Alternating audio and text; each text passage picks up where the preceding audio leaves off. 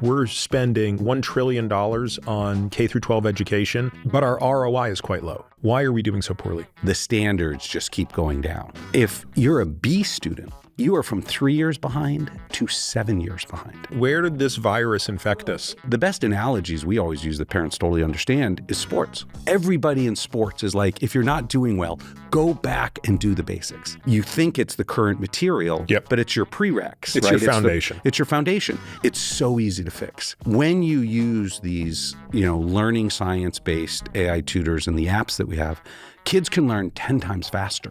You would still say that 95% of all 8th graders in the United States could be what today is considered top 10% performance. Yep. The most important part of education is a motivated student. 2-hour learning is motivational for every kid on the planet. Our competition is Fortnite and TikTok, and we need to use things like Gen AI to create such compelling content for kids. They've created a narrative that says, I can't do math. Once it becomes this mastery-based system, it's a decision, not an inherent capability. And there's this mental view of, oh, I guess I am a smart kid. It's like the kindling that leads to the fire. What's the simplest unlock to fix education in America? It would be this.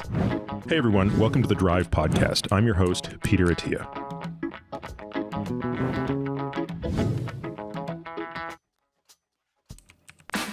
Joe, thank you so much for making time to come over today.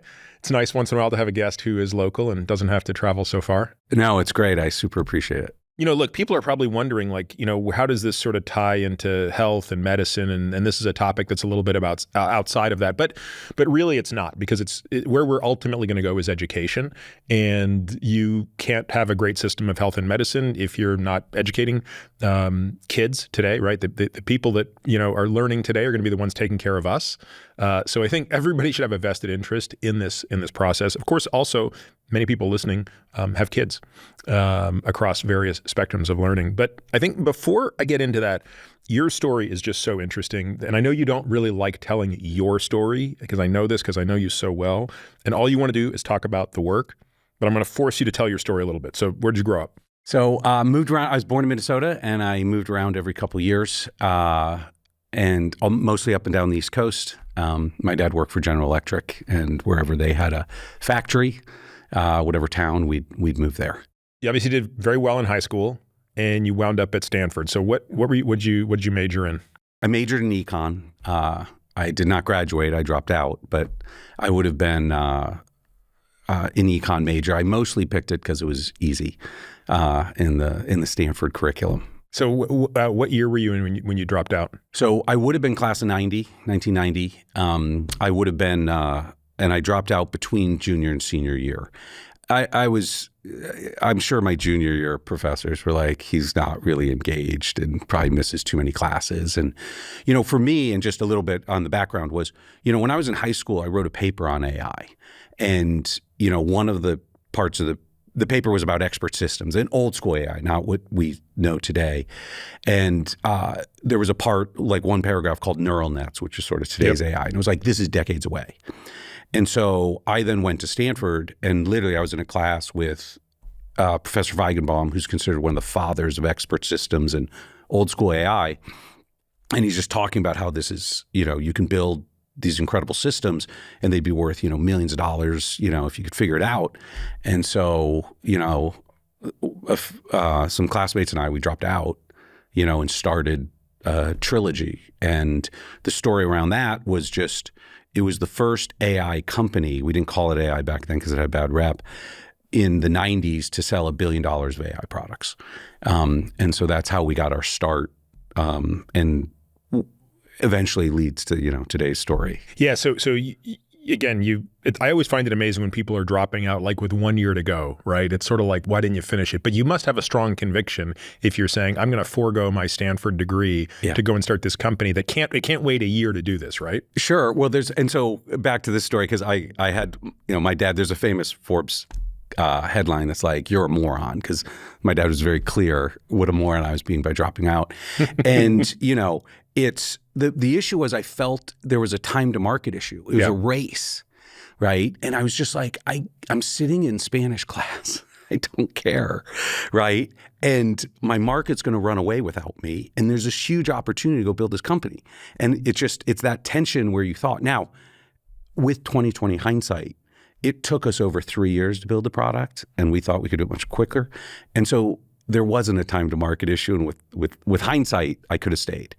But back to that pressure, I just felt it. I didn't want to miss it. I had to go do it. And so that's what actually led to the and did you guys come and set up shop in Austin right away? Yeah, well, not right away. So we dropped out and did the whole, we couldn't raise funding. Silicon Valley back in the late 80s was not giving money to dropouts like us. And, but we literally lived in a garage. We had, classmates who would have a house, and we're like, can we rent your garage to live in it?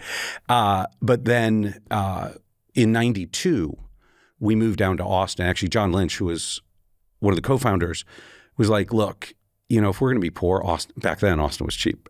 It was like, it's a lot cheaper than Palo Alto, so let's go move down there. And so that's actually what led us down here to Austin. When did this idea of finding your next, I guess is it David Brooks who wrote that book, The Second Mountain, right? So if your first mountain was Trilogy, this incredible business, which really we're not going to say much more about other than the fact that it basically created an unlimited, essentially, war chest of capital that you were then able to go and deploy to your second mountain, which is this passion around education. Yes, you always had an interest in AI, but when did these two become the next frontier come for together? you? So back to education. So 10 years ago, 11 years ago now, McKinsey Price started Alpha in Austin.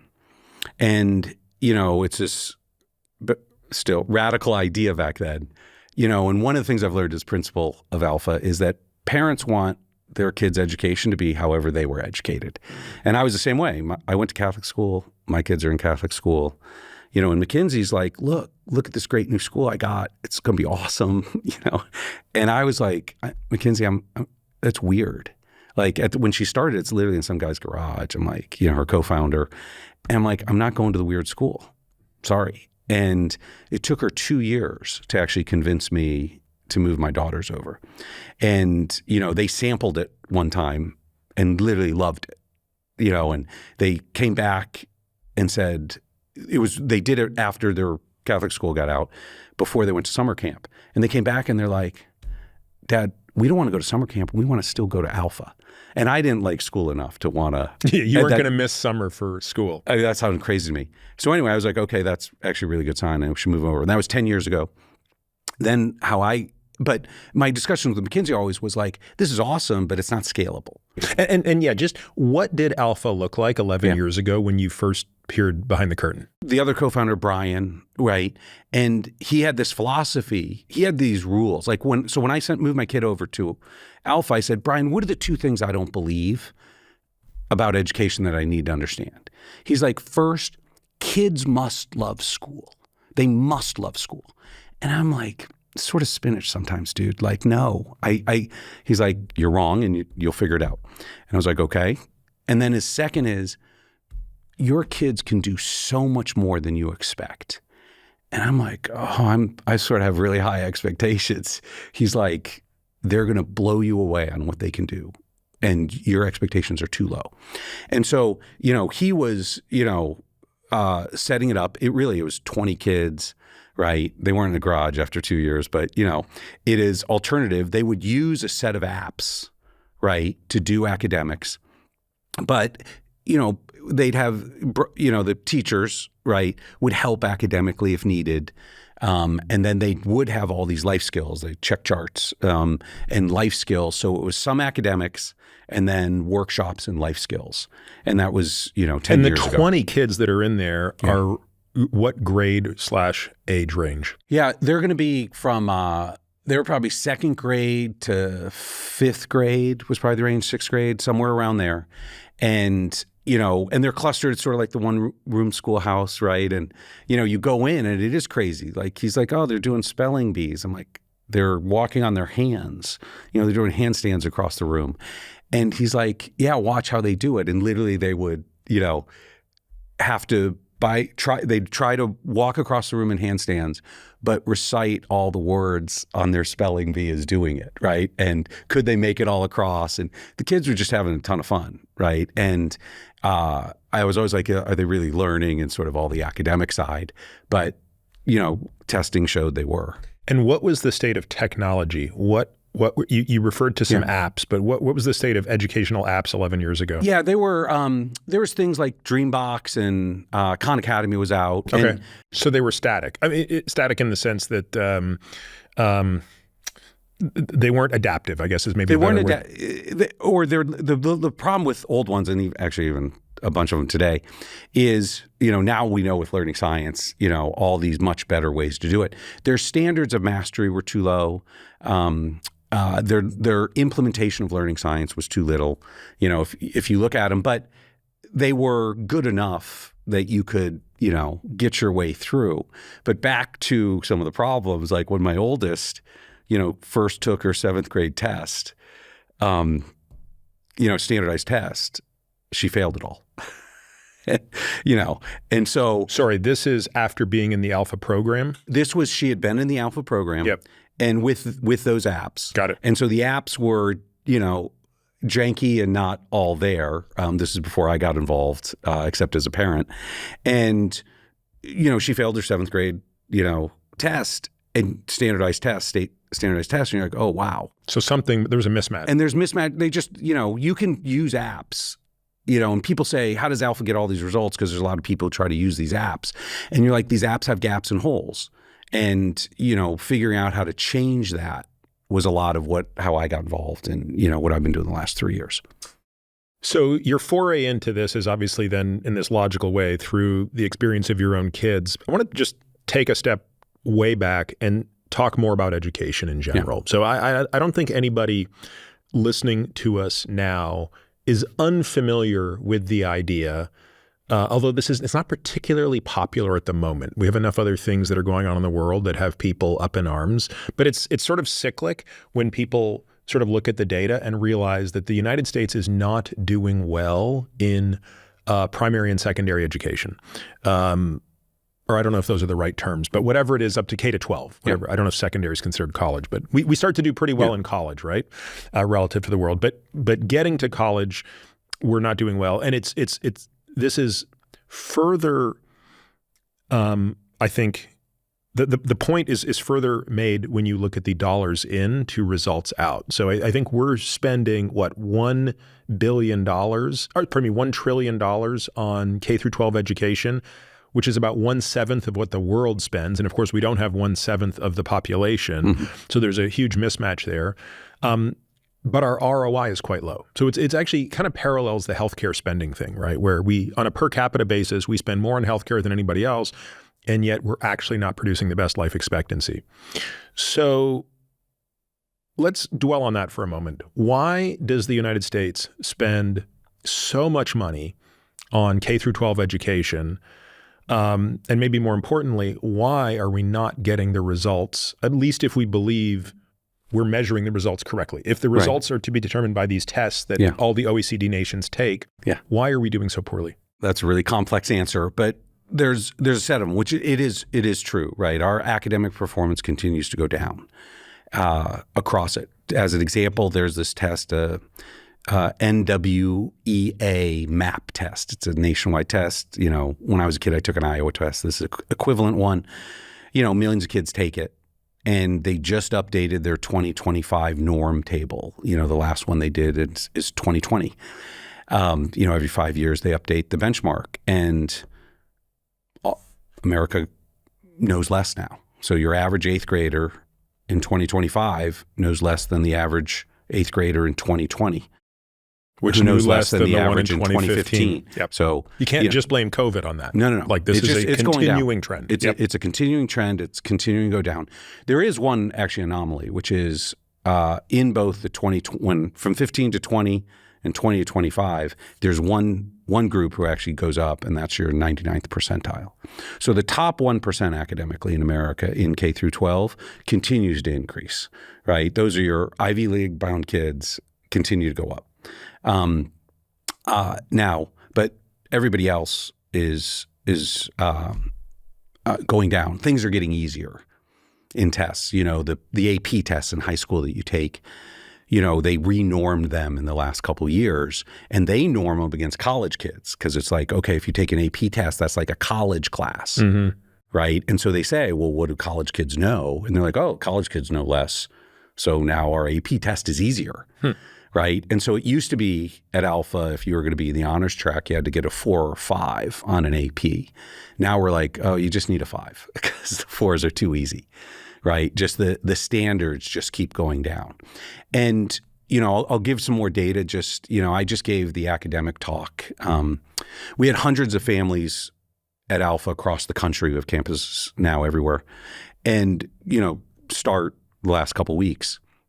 And so they all come in, they take a placement test, you know, and I got up in front of all the parents and I was like, here's the message, and it's going to worry you, but you should take away that your, you know, $40,000 private school, they've been lying to you, which is if your student has an A and you've been getting straight A's on your transcript, that student in our tests, right, is anywhere from 1 year ahead, that's great, to 3 years behind. This is an A student who's 3 years behind. And when we talk about 3 years behind, if they're a 7th grader, that means they're missing a significant number of questions on the 4th grade test. If you're a B student, you are from 3 years behind to 7 years behind. So you've been paying your private school. Let's give an example of what this means. I have a great sense of this because, you know, you and I have been through this together. But I want the listener to understand tangibly what that means. Let's put that in terms of something mathematical.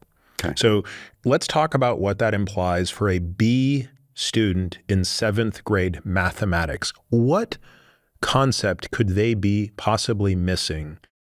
Yeah. Yeah. Well, they don't know their multiplication tables or division tables.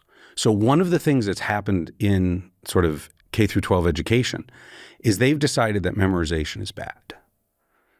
And that memorizing, you don't need to memorize your multiplication tables anymore. You're just going to use a calculator. You know, that's not what learning science says. That is not you. If you're going to do higher level math, you need fact fluency. And if you think of cognitive load theory, right, you have a certain number of working memory slots. And the level of complexity of the math problem that you can solve is going to be based on how many slots you have and, right, how you're using them. And, you know, one of the few places in brain chemistry is if you have memorized something to fluency, it doesn't use a slot. It doesn't use it. And so you can do higher level math. But if you have to use your slots to say 7 times 8 is 56, you're now trying to do higher level math and you're using it up on the wrong things. So if you want to do higher level math, memorize your math tables, right? And your division tables to fluency. And that's like the most simple, obvious thing we could do in this country is just change that, right? Just go back to what we used to do. And you're like, scores keep going down. And, you know, if you even get in, and even this, and this is like the most extreme example, is, you know, we had a student who had a 740 math SAT. So again, just for listeners who might not be familiar with that, the score is 800. 800, so perfect score. 740 would be a very good score. It's a very good what score. What percentile is that? I'd have top 10%. Okay, yeah, 90th percentile easily. 770 is like a top 1%. Okay, so maybe in top 5%. Yep. I'd have to. So great score. Yep. She cannot get above it. And when we do what we call game film, right? You review why you missed the test, why you missed the questions on the test, right? One thing, as an example, that's common in sports, right? Yep. Game film. People don't do this in academics for some reason. So she would just go through it and she's like, I know what that is. You decide, was it a careless error? Yep. Did you not know the material? Yep. She's like, after the test, she could get them all done, right? Given time. And what happened is she was overloaded and made careless mistakes. When your working memory slots are overloaded, it reflects actually in careless mistakes. So if your student's making careless mistakes, you're like, grit and discipline, you're like, you probably don't have a fact fluency somewhere earlier that if you just go fix that, all of a sudden those careless mistakes go away.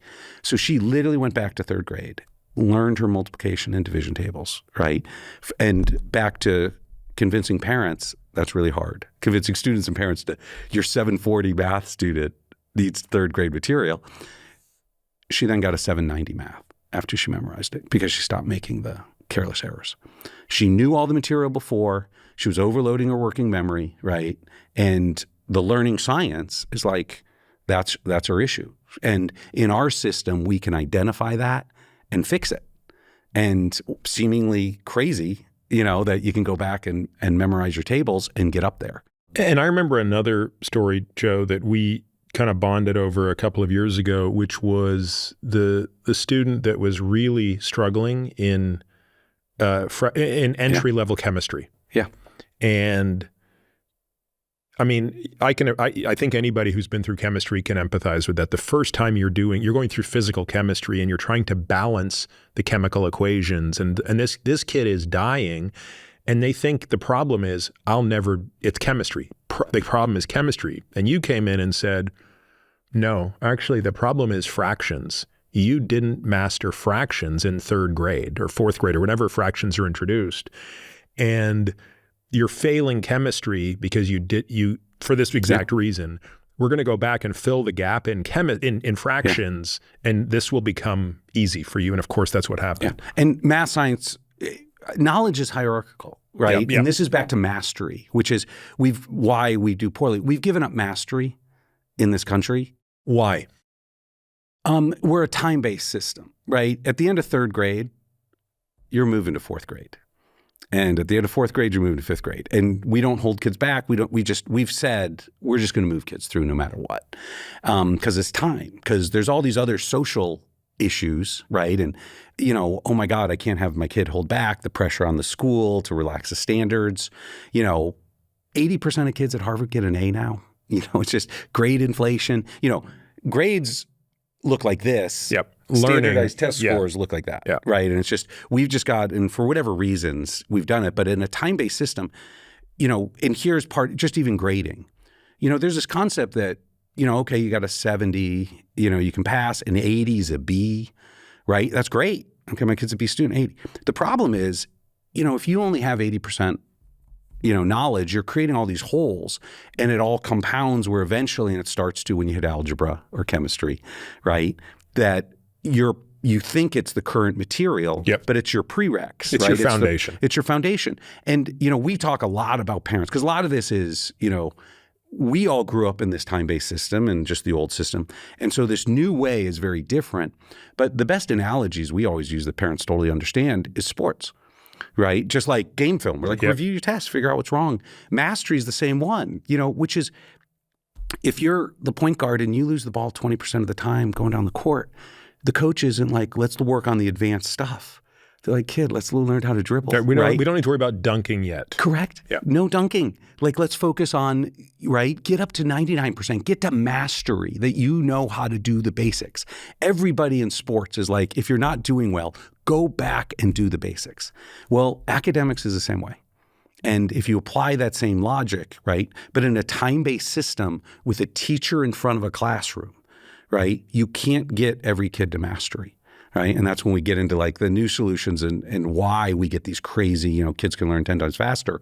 It's because we're able to get out of a non-mastery, non-time-based system or a non-mastery time-based system that has a teacher in front of a classroom. Right. Teachers are great. Teacher in front of the classroom is bad.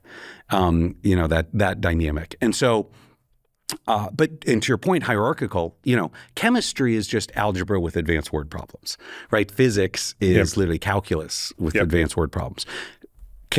Algebra is basically advanced fraction manipulation. You can give kids a fraction test and predict their algebra score, right? And then fractions are, how's your division and multiplication tables? Do you memorize them to fluency? And so it just keeps going down, the whole track, all the way down. And so part of what you have to do to fix the system, right, is figure out age grade. Oh, wait, I'm an 8th grader in algebra. And knowledge grade. Wait, I don't know, my fractions are different. And so, what a teacher in the front of a classroom, though, it's not their fault, right? I'm a teacher. I'm an 8th grade teacher. What do you teach? 8th grade material. Yeah. And I have kids who don't know some 3rd, 4th, 5th, 6th, 7th material. What do I do? Right. And this is why, so many people hire tutors, after school at private schools, right? There's, it's crazy. We have all these people go to private schools and hire after school tutors because the school doesn't teach them. And, you know, the tutor's just like, okay, I'm going to go give you the earlier grade level material. That's it. When we talk about kids, all these hundreds of kids coming in who are, you know, 3 years behind, 7 years behind, the second part of what I tell the parents is that's freaking you out because nobody wants their kid this far behind. But it's so easy to fix. The remediation on this stuff is no time at all. That when you use these, you know, learning science-based AI tutors and the apps that we have, kids can learn 10 times faster, 10 times faster.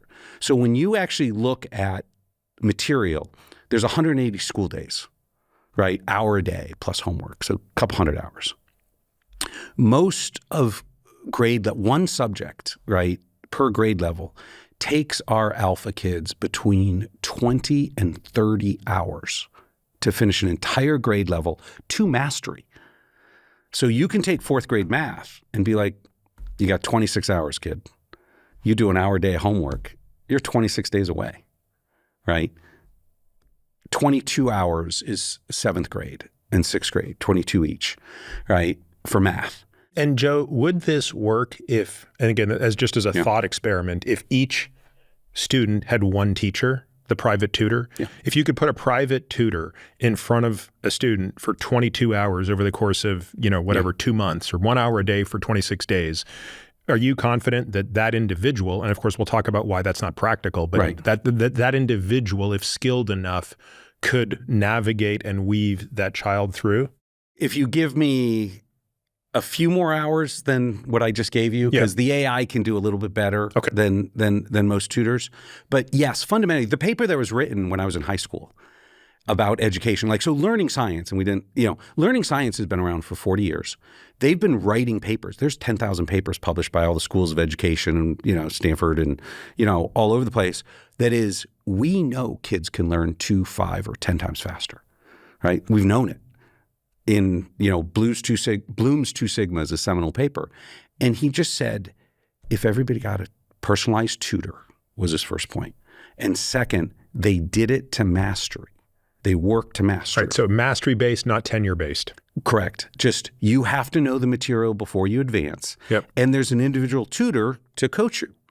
You will get 2 sigma better performance, which is, right, your leftmost part of your curve. Your worst students are going to be at what today is considered the top 10% in 2 sigma performance. You said to me once 4 or 5 years ago something, and I'm curious if you still stand by it, which is at least through the end of 8th grade, there is not a single student in the United States that cannot achieve complete mastery in mathematics to score above the 90th or 99th percentile in the national test.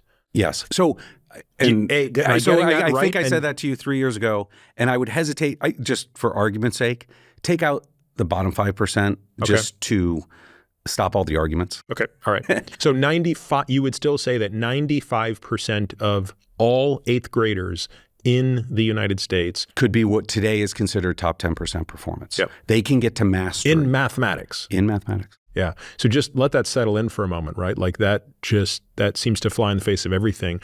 I want to go back and close the loop on something before we continue this discussion, which is I still don't have a sense of what's changing, right? Because we've always had a time-based system, not a mastery-based system. So what has gone on in the last 25 years? Because that's not the change. Right. Why are scores Why are worse? standards? Yes. Well, the fundamental answer is standards are lowering, and part of it is parents, right?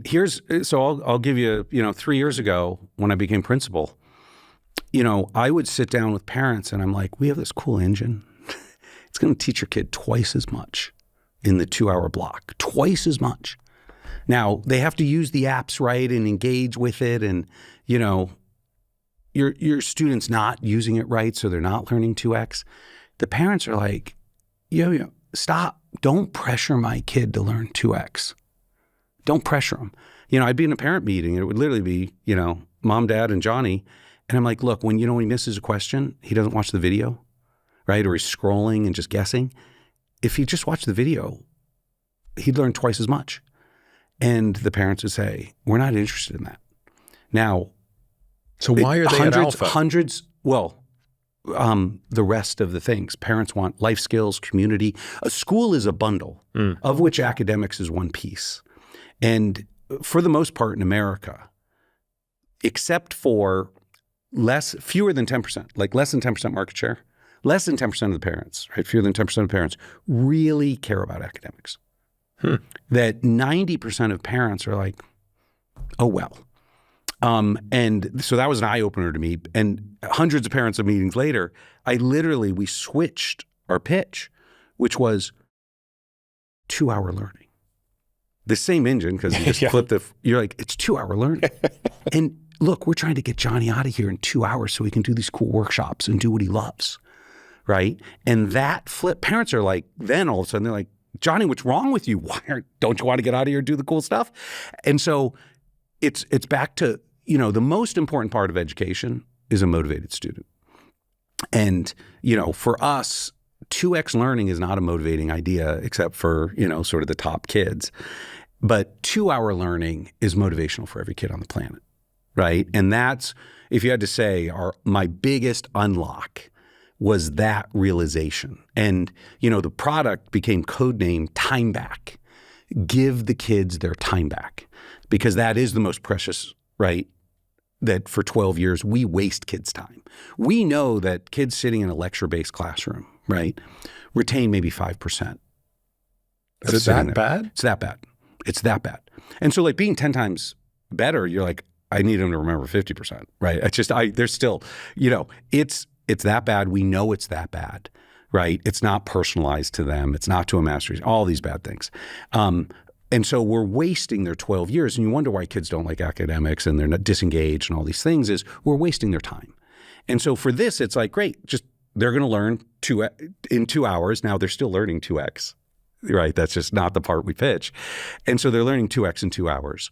And then you free up the rest of the day.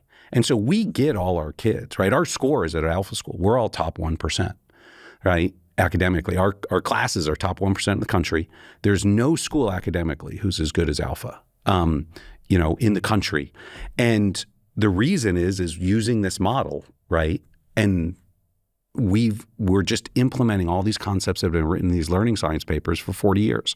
Is there a challenge to the intensity that's required in those 2 hours? So I'll give you an analogy. So I get asked all the time, hey, Peter, look, I've read that, I could just do one set to failure once a week for each body part and get most of the benefits of, grinding it out for 10 to 20 sets per body part. And I say, look, that's a little bit of an exaggeration, but there's some truth to this, right? Like if you could truly do 1 to 2 sets to absolute failure per exercise, yeah, you're going to get great results. And they're like, well, Peter, why don't you do that? And I say, look, to be honest with you, it's really freaking hard to bring that level of intensity to every single set of every single workout every time you do it. And there are a bunch of other reasons that I actually kind of like being in the gym or whatever. But the point is, it's true, you can get great results in much less time, but for many people, the intensity is not something they're willing to rise to. Right. And so I guess the similar question is, if for 2 hours a day, a kid can learn what a traditional kid is learning in 6 to 7 hours a day and actually do it better, is there something that they have to be able to bring from an attention span perspective that is very difficult, or not something that is, Yeah. And so the answer is, it's not difficult, but they have to want to do it. So motivation. So if you talk to an educator, there's 2 things you need. You need a motivated student, and you need to put them in lessons of the correct difficulty. Not too easy, not too hard, right? That's back to, and ed tech, and why, taking this a little bit, why doesn't ed tech work? Right, back to these apps, and test scores keep going down, but everybody keeps buying ed tech. And the answer is, ed tech does that second piece, that 10% piece of put them in the right, lessons very well. Our AI tutors do it even better. It can figure out very easily what a kid knows and doesn't know, and say, age grade, 8th grade, knowledge grade, 4th, give them 4th grade lessons, right? And so that part's great. Now, the second part is, to the point of my parent meeting, how do I get them to engage with the app, right? Because I'm spinning in the chair, I'm not paying attention, I'm talking to my friend, I'm scrolling TikTok, right? I'm doing anything except focusing on it. And so what is their motivation is 90% of the solution. And for us, that's why Timeback is so valuable, which is the kid has to engage with the apps for those 2 hours, or they don't get the rest of the day. They don't get their time back, right? They'll just sit there wasting their time. I mean, we literally in our app have a waste meter and it just coaches the kid, right? The AI, like we can get into the AIs and stuff, and chat bots are terrible.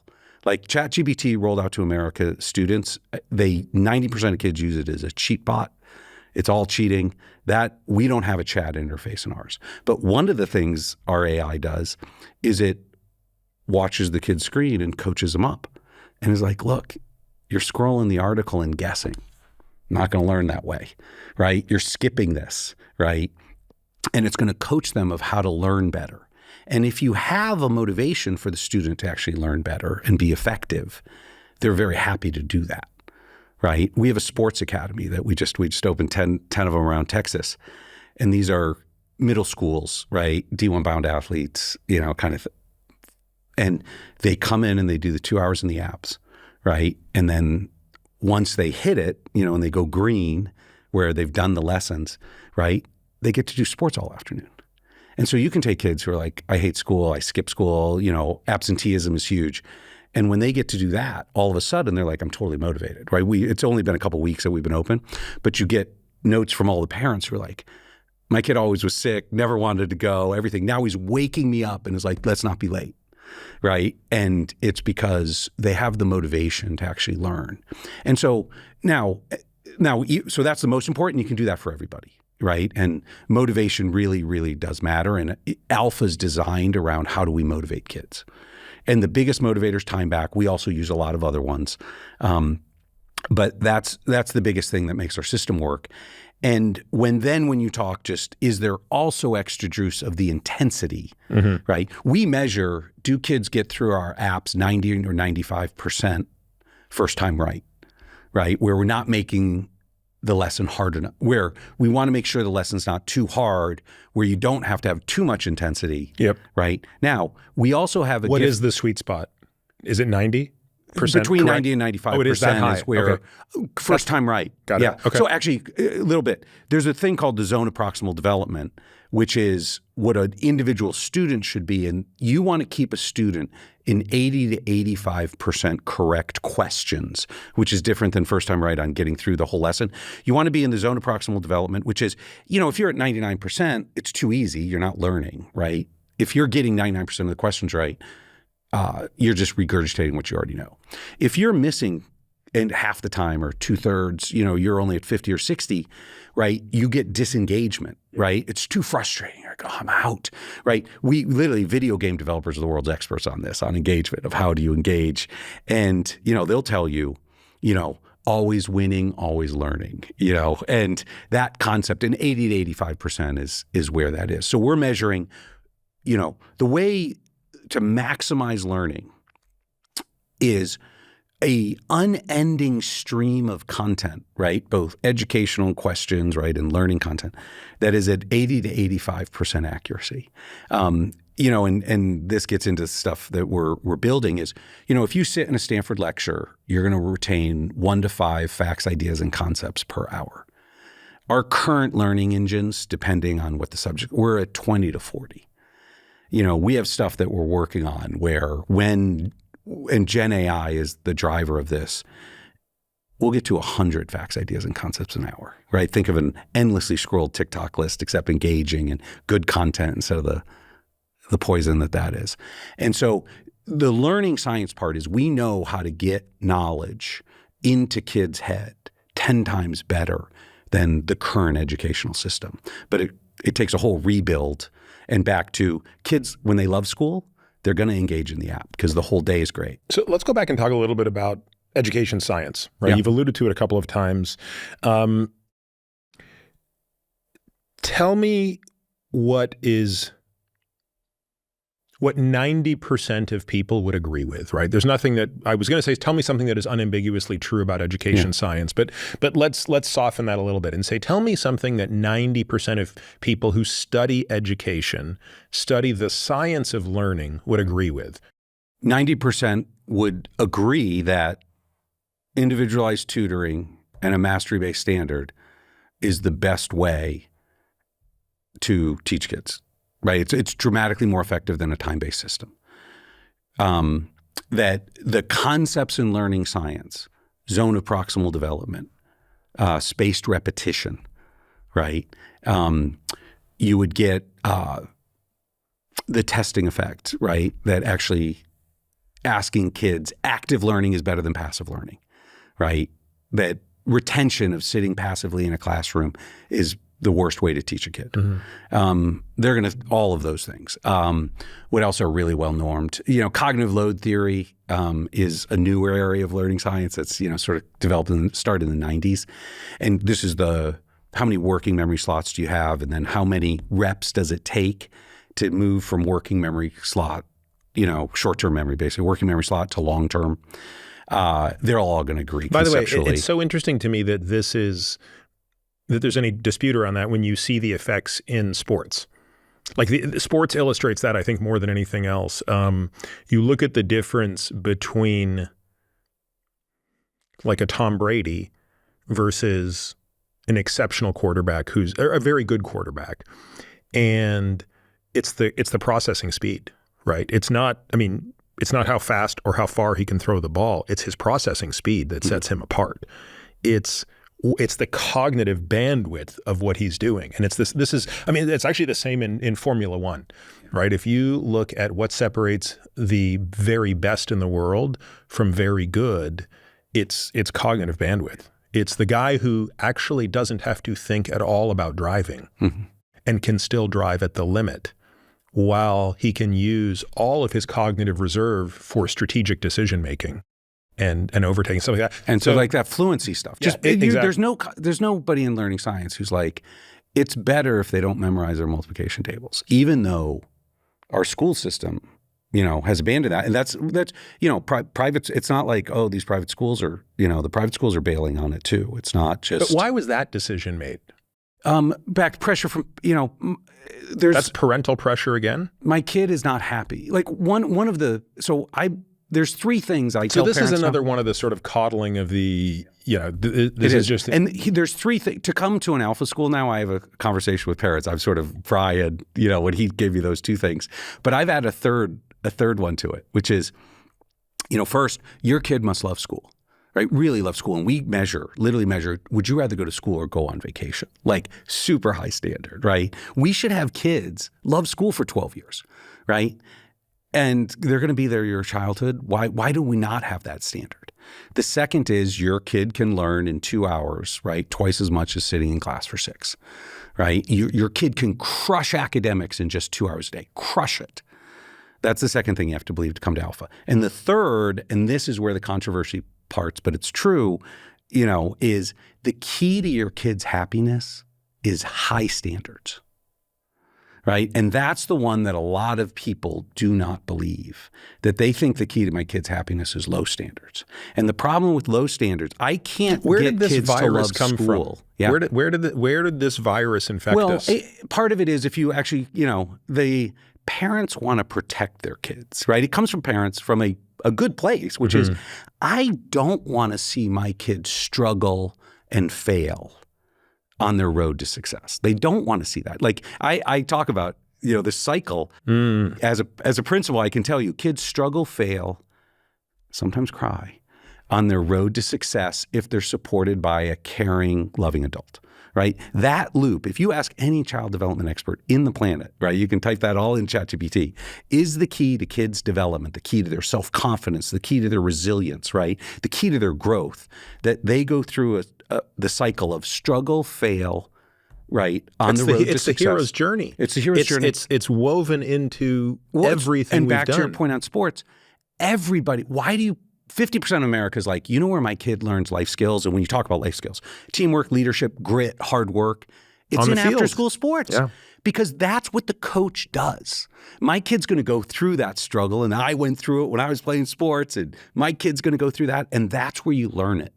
And they have this view of that's the only place you learn it, and it shouldn't happen in school. That's such an interesting point. And the reason it doesn't happen in schools is because in a time-based system, everybody thinks good grades equals high IQ. And so it's fundamentally that IQ is what determines grades. And so I don't want to pressure my kid because who knows if he's really this right. It's not fair, right? And so I don't want to put that pressure on them.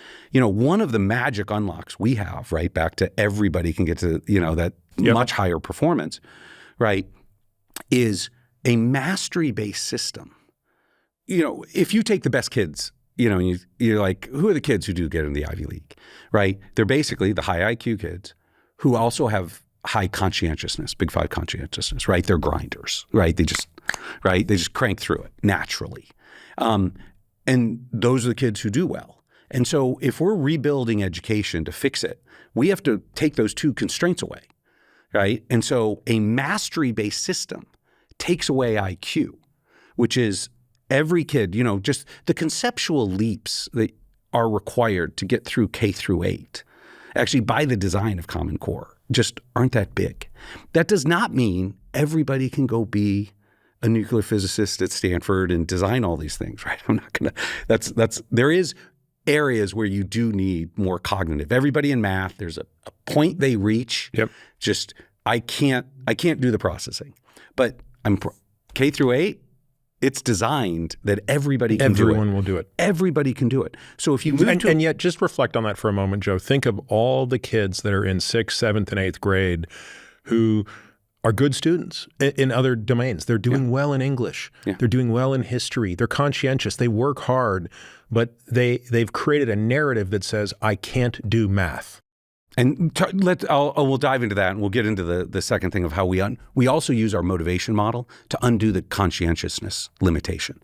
You have to use more extrinsic motivators to let people who aren't high conscientiousness still perform like somebody who does. So those are our sort of magic unlocks on those two things that we think can fix education. But your math thing, I got to give these examples. So, you know, it's an epidemic of kids who come into middle school, you know, predominantly girls. I have 2 daughters, right, who come in and they're like, I'm not a math science girl. And there's just like society's like accepting it. Yeah, like, that's right. Okay, let's go read all the learning science papers about how middle school girls can't do math science. Okay, there are none. There's none. That doesn't exist, right? There's no such thing. But it's this total meme that they believe. And so part of what our job in middle or when they transfer in high school is to fix that. Right? That there's this concept of, oh, I'm an art girl or I'm an English girl or whatever it is. And it doesn't, girl, boy, there's no difference. And so like we have some seniors this year. You know, the first one, she's, her big project that she does at Alpha, you do these big Alpha X projects. She is doing the first all-teen produced, created musical for Broadway. Right, she sourced all the song and songwriters off TikTok. She can fill a 1,000-person venue. You know, she's trying to raise it up so she can do it. So she'd be, you know, I'm an arts theater girl, right? 790 math SAT. We have another girl, right? These are seniors. She's, you know, trying out to be Miss Teen USA, right? 790 math SAT, right? Third girl who is doing this is my daughter. Right. She has a, you know, I call her TikTok girl. You know, she's got millions of likes on TikTok and tons of followers. She's building a app to teach teen boys how to ask girls out on dates because teen boys are terrible, Dad. Right. Top 1% SAT math. Right. That there's this concept that these people can't learn it. And you're like, they all can. Right. There's just now, what do you have to do? When they come into middle school, they don't know the multiplication tables, right? They don't know the prereqs. They are going to struggle in algebra, right? And so you're like, okay, let's go back, let's fill them up. And all of a sudden, once you fill the holes, all of a sudden they can do it. And then once you know algebra, right, you're like, oh, I can do chemistry, right? And I can move from, you know, because K through 8 science, there's no math, actually. It's all just memorizing facts, you know. Igneous rocks and, you know, the planets and stuff.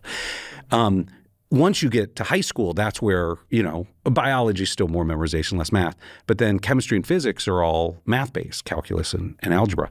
And so you have to get these kids the prereqs, but then all of a sudden they're like, oh, chemistry is pretty fun, right?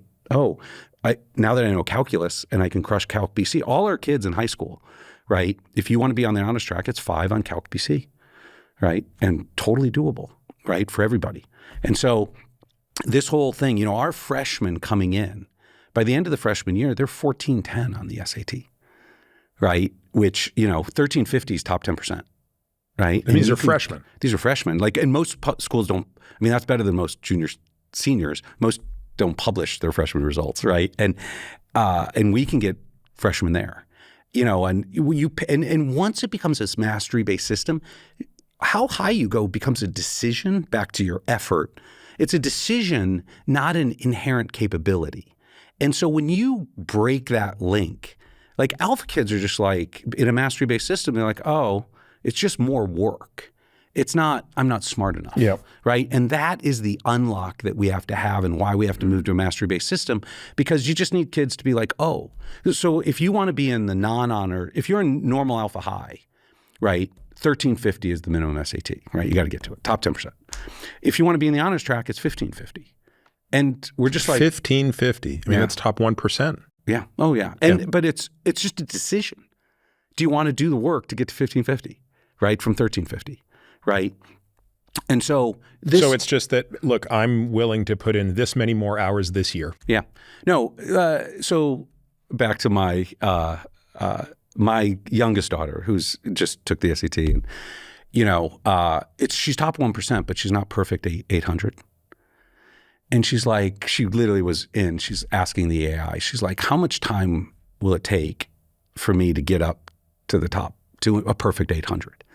And, at that level, it doesn't really matter for getting into college. But she's like. Just out of curiosity. She's like, well, no, she's like, Dad, all those STEM boys, they think I'm this dumb TikTok girl. And, if I get an 800, I get to mog on them the rest of their life. And I think it's totally worth it. And so she's literally, but it's just a decision. She's trying to decide. It'll come back and it'll probably be 20-ish hours probably. I don't know. Some manageable number of hours. And she'll just be making a decision. Am I going to put the reps in, right? The practice in to get there, right? So that I can have this ego boost basically because she really loves it.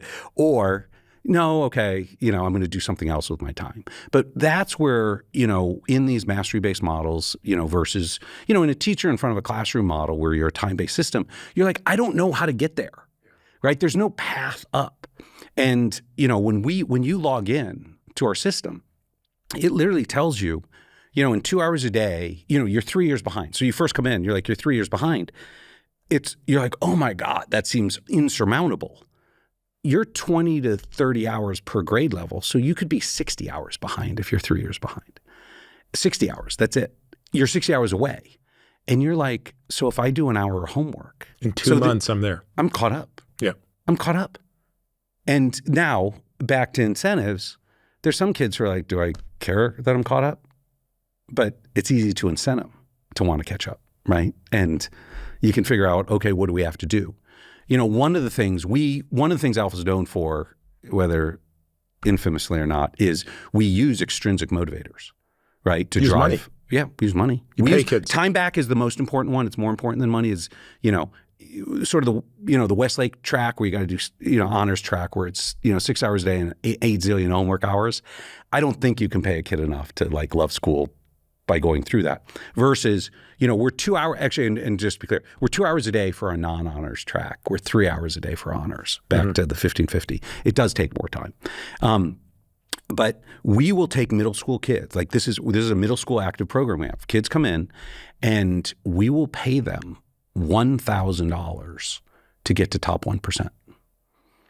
And, there's a lot of stories, right, around this where kids view, look, I can't do that.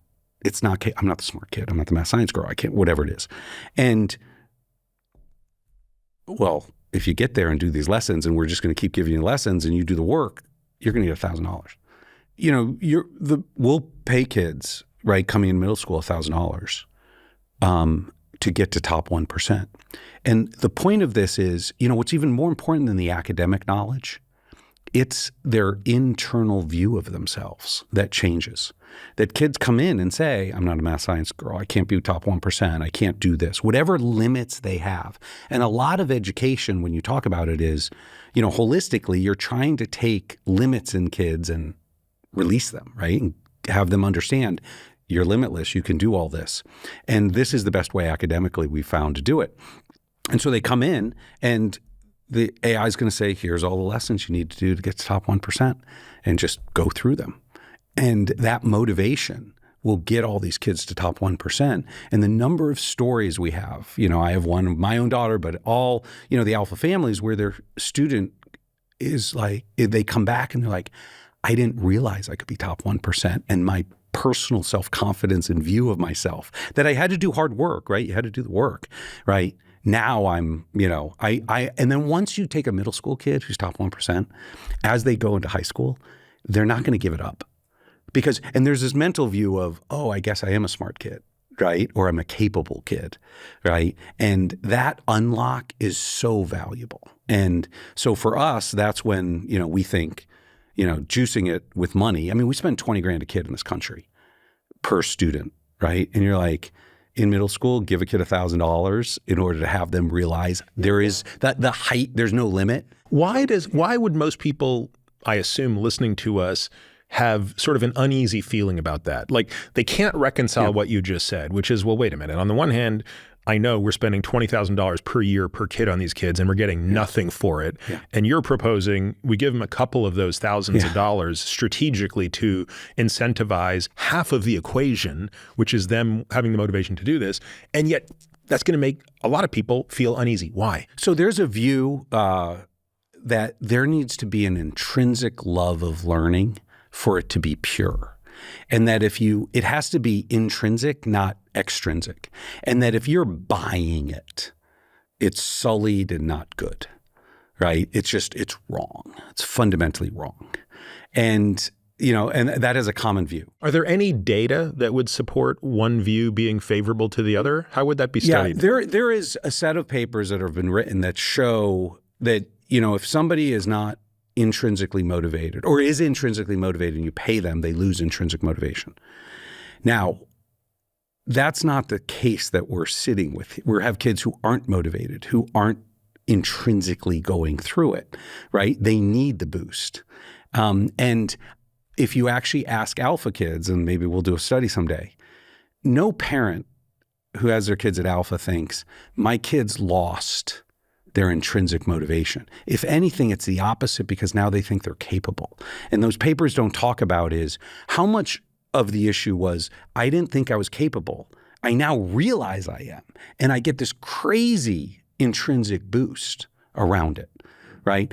My youngest daughter, again, would be this example, which is, she came in to middle school, she hit top 10%.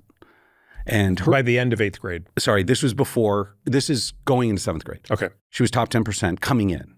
So she'd been there, but she's like, Dad, I'm not like my older sister. I'm not top 1%, right? That's just not who I am, right? I'm TikTok girl, if we're gonna.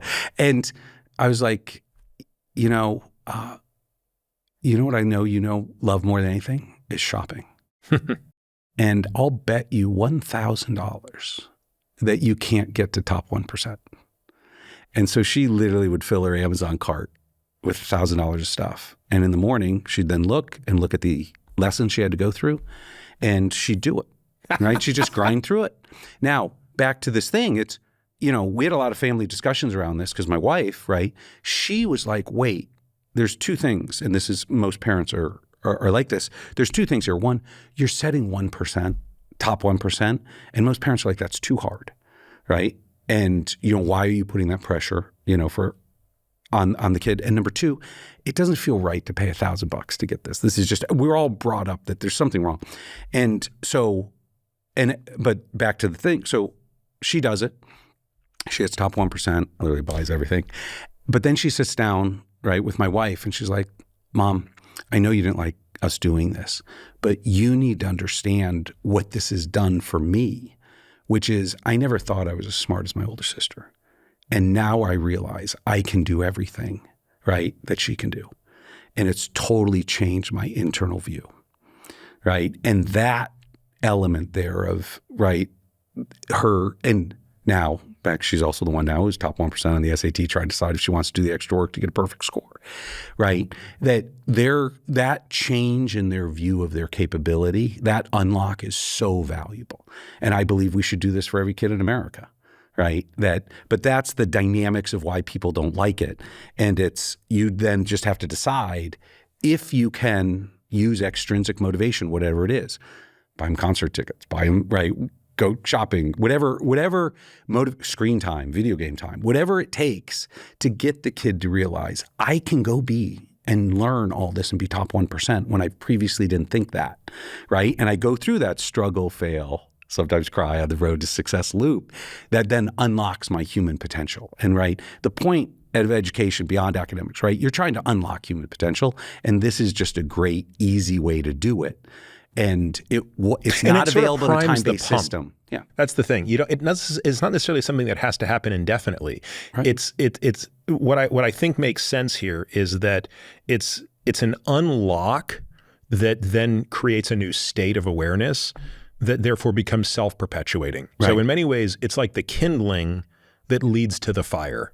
You don't need kindling indefinitely. Sometimes you need kindling. Exactly. I think I'm going to steal that from you because that's a great way to think about it, which is I'm not paying her to decide to go get a perfect score on her SAT. I don't need the extra, right? It's intrinsic, right? It's her decision. It's her capability.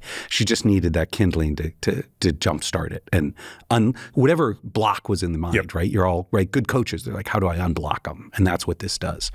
And since we're on this of paying, I'll give you my second one, which if the Secretary of Education is coming down next week to meet with McKinsey around alpha and stuff. And if there's one thing to fix education in America, just what's the simplest unlock?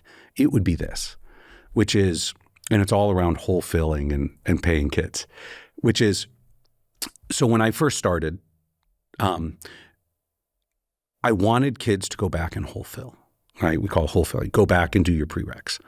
And so I'm sitting down with 7th graders, the boys, and I'm like, guys, you could get 100%. Or before that, I'm sitting down with them, and you know what does not motivate a 7th grader? Doing 4th grade. No kid wants to do that, right? No one wants to be going back.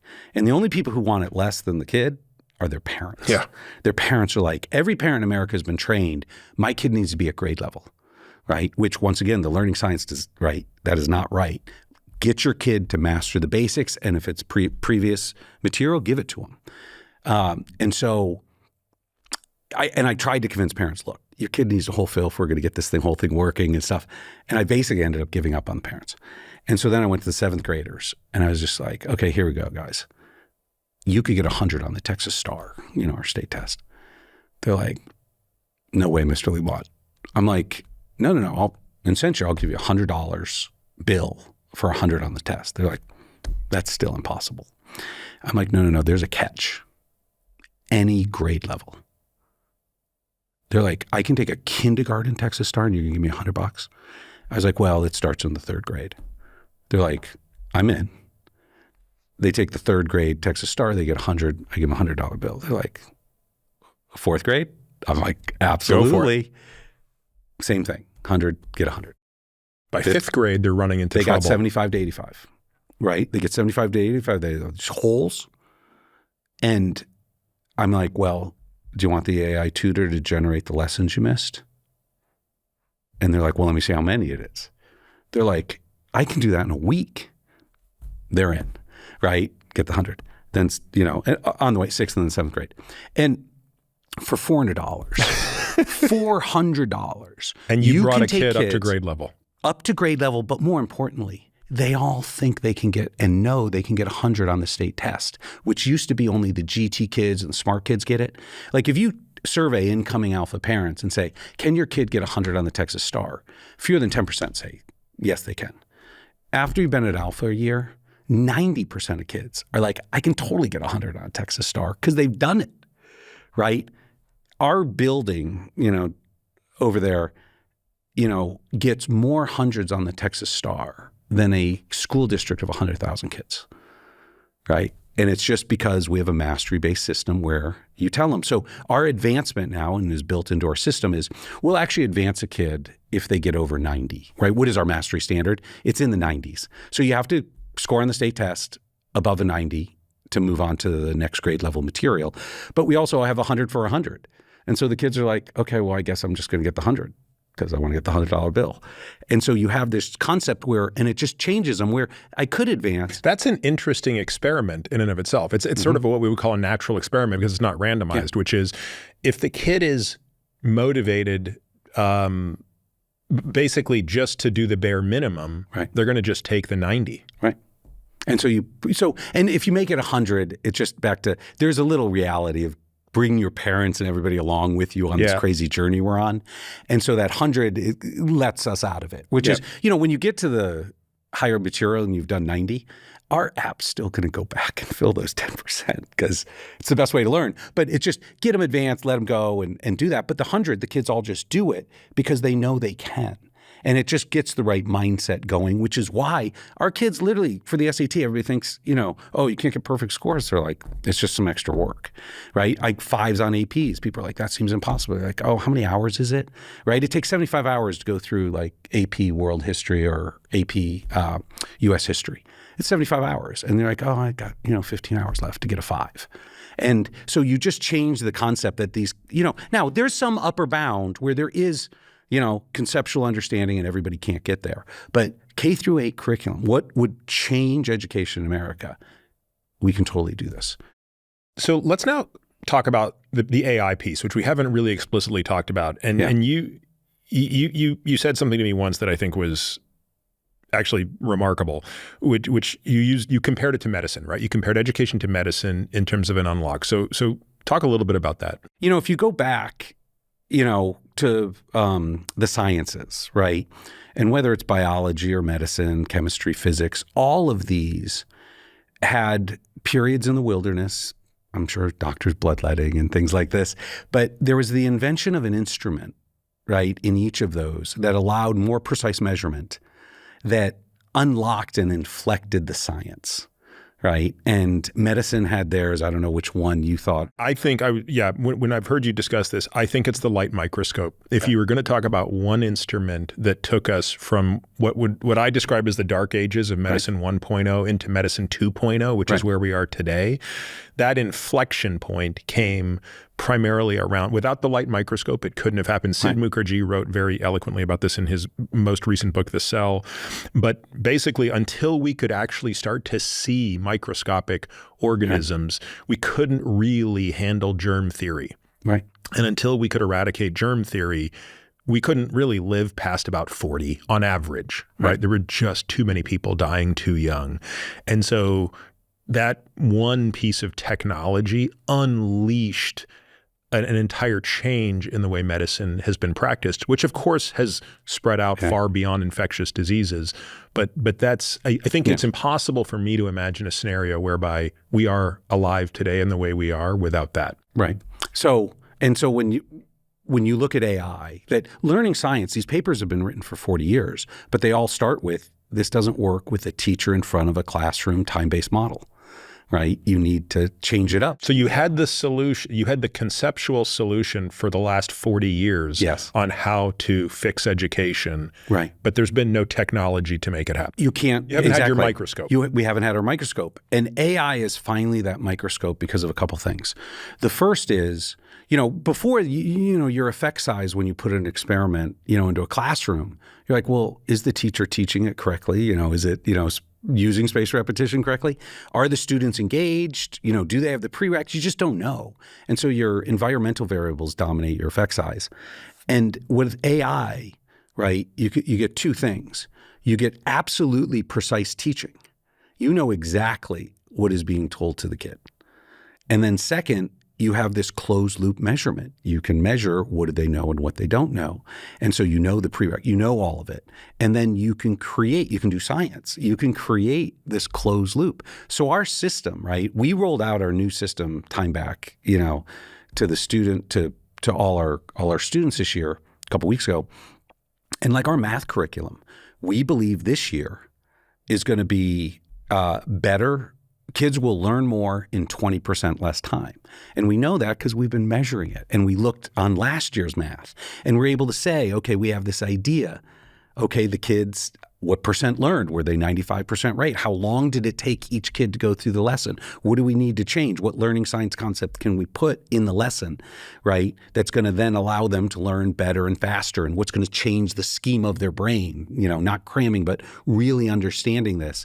And then, okay, they took the standardized tests. Oh, look, it did work, right? And you can just create this closed loop system where you're able to do science, right? And that nobody else has that. And that's the problem, right? Is we need to create that system. But to do that, you have to give up like the most treasured notion in the world, which is the key to good education is a teacher in front of a classroom, right? One of the things that's true about education, 200 years ago, before there was tutors, right? You had, Socrates and Plato and Aristotle and Alexander the Great, and all the elite had tutors, right? And then 200 years ago, like, we have to educate everybody. The only way cost effectively to do that is teacher in front of a classroom. And that is all any of us know, our parents know, our grandparents know. We've all been in that. And it did great things because at scale, we have educated people that never would have been educated before, because I wouldn't have been one of the tutored ones. Correct. Right. And it is. And you can go to the poorest school district in India and there's a teacher in front of a classroom, not a very nice building. You can go down to whatever private school that's charging you $50,000, teacher in front of a classroom in a very nice building. But that model is all we know. And we think, and great teachers matter. And this is always the part with our new model in AI tutors that I want to take a second here because people get freaked out. Adults, 20 years from now, parents are going to drop their kids off at a building. And in that building are going to be other kids and adults. And those adults, you can call them teachers, guide, coaches, whatever you want. We think the day will be very different, but that concept of a school with teachers and other students, that's not going away. We're not moving to this AI robot terminator, whatever. That's not what's coming. Kids you're going to drop the kids off at a school. Right? And now, if we do our job right, you don't sit in class for 6 hours a day and have this miserable experience.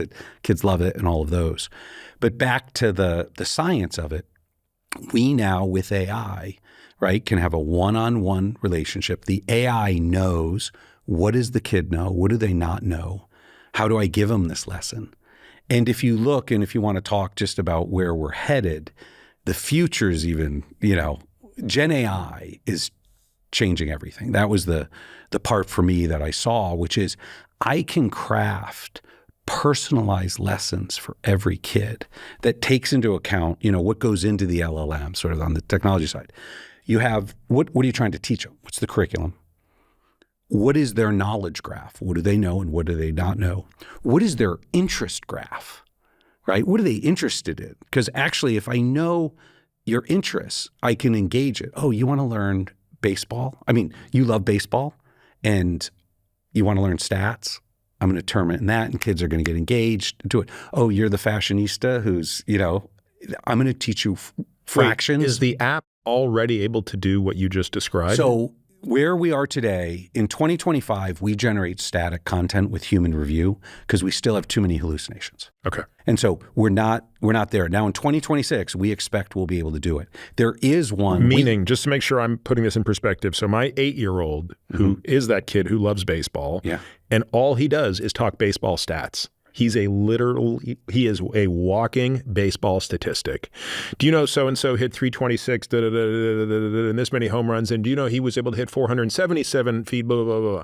So he will be able to get to know his AI tutor.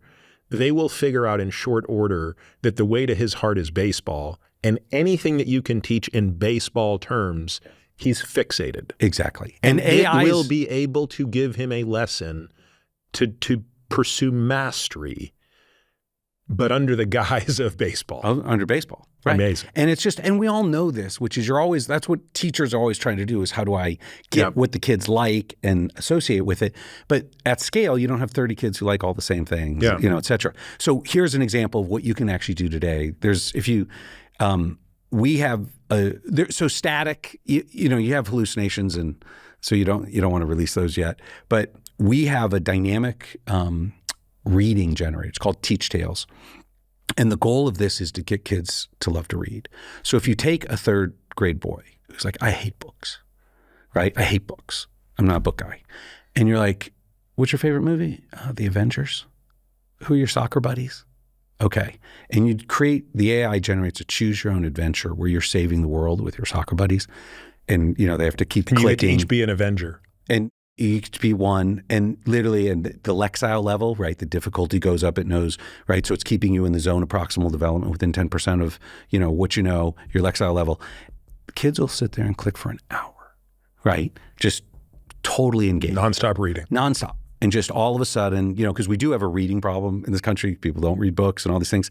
This is the kind of thing where Gen AI is going to be able to suck kids in, right? And, you know, our competition is Fortnite and TikTok, right? And we need to use things like Gen AI to create such compelling content for kids that's related to what they care about, that also teaches, okay, I got to teach you fractions, but we're doing this baseball thing, so you're fine, right? You love that.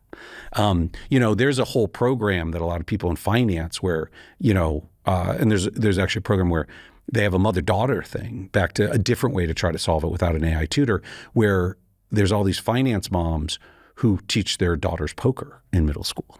And they're like, I'm going to get them into poker to teach all these skills and the math skills and all the things that aren't being taught in my school. But with us, we can get that engagement level where the kids are interested in it. And to give you a couple examples, and I'll use some of our high school kids.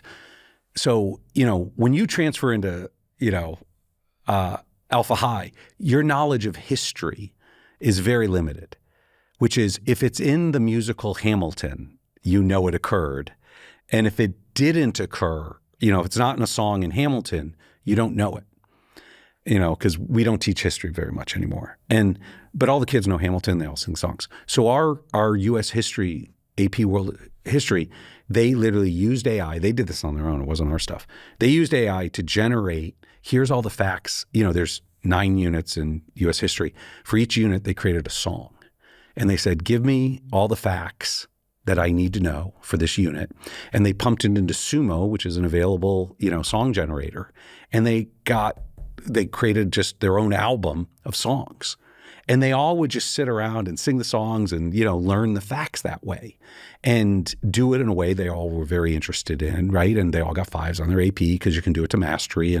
And so Gen AI is going to allow us to create this awesome dynamic content that's relatable, you know, and focused on what, or applicable to what kids want. The other part is, you know, there's a learning science concept, also Bell's advanced frameworks of, you know, the fastest way to learn is basically analogy. And so do you have a knowledge graph, right? This is the A in the ABC. So Dean Schwartz's book, which I guess we're going to link to that in the show notes, goes through A to Z everything that learning science has come up with. Exactly. Right. So Dean Schwartz from Stanford, right? Yep. School of Education, one of the leaders in the field, right? Has written a book and he's like, here it is, you know, and every letter has a different one. But this one— A is analogy is one of the ones I remember. Yeah, and analogies, right? Where that's the fastest way to learn. And so if you know what a kid knows, like we have a content team when I talk about those 100 facts, ideas, and concepts per hour, what they're using as reference is they're using TikTok memes because kids know TikTok, right? And they know what's on TikTok. And you're like, well, let's take what we're trying to teach them and use something they already know. And that's actually the fastest way to have kids learn concepts. And so those are all coming. Then even when you talk even further, the part we don't have in yet, but you know our team's working on it, is we also take into account, we will be taking into account the cognitive load, right, of their brain, which is we know we're going to be able to create a lesson that where we know how many working memory slots you have, we know what you know to fluency and what you don't, and we're not going to give you a question that's going to overload your working memory. Or we also know how many reps you need, right? And GT kids need fewer reps. And so we're not going to bore you by giving you too many reps to memorize it. Conversely, we're going to make sure you have enough reps if you need them. And so this personalized learning where you're generating the content dynamically is going to be just this crazy unlock for these kids. And, you know, 5 years from now, everybody's going to look back and be like, okay, well, obviously kids can learn 10 times faster. We wake up every day and they're just like, it's like Neo in the Matrix, right? Where that's a physical upload. Ours is, right? Using learning science concepts, kids can learn 10 times faster. And when you think about that, you have 12 years, right? You have 12 years to fill your kid's head with cool stuff, knowledge, right? Because they have to hang out in that, right? In their brain for the rest of their life. And we've allocated 12 years to fill it up. We just need 2 hours a day at 10 times faster. And all the kids can have more stuff and more cool stuff about stuff they like in their heads to mastery levels none of us as parents could ever imagine, right? And still give the kids their time back for the rest of the day to do all other things. About 3 years ago, you sort of decided like that, you got to step out of Trilogy, right? Like it's this incredible company you've built. Are any of your co-founders still there? I think you're sort of, are they? No. So people who've been, 3 years ago, sort of the transition was when Gen AI came out, right? Which was 3 years ago.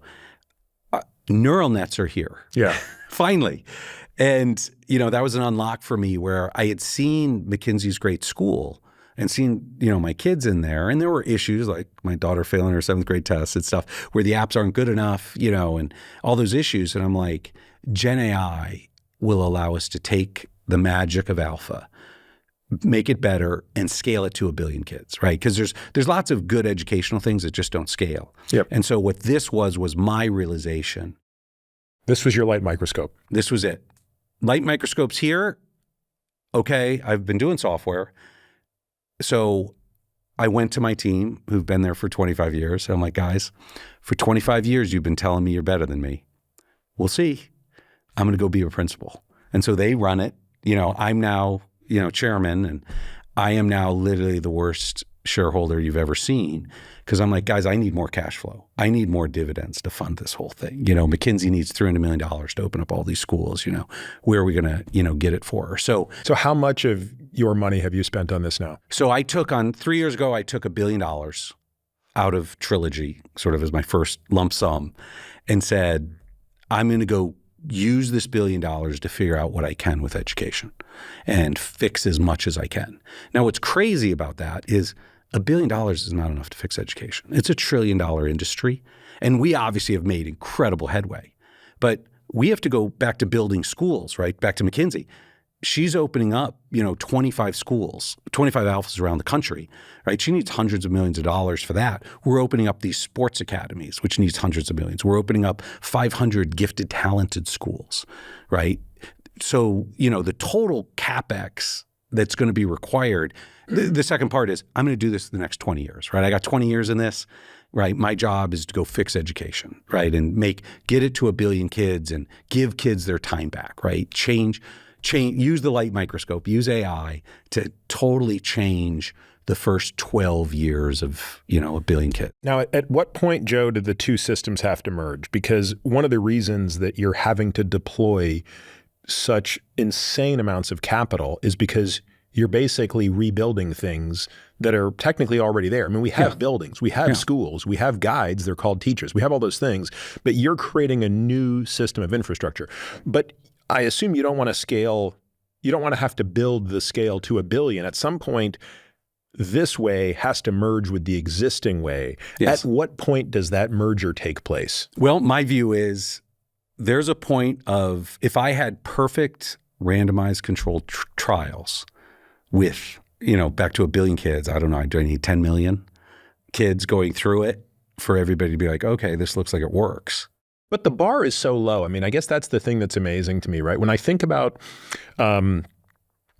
places in medicine, right, where massive clinical trials are necessary to change the direction of something, usually when the state of play is so bad. So let's talk about an example, which again, I don't use this example to be offensive to people that are within education. Right. But let's look at HIV in the 80s and early 90s. It was a death sentence.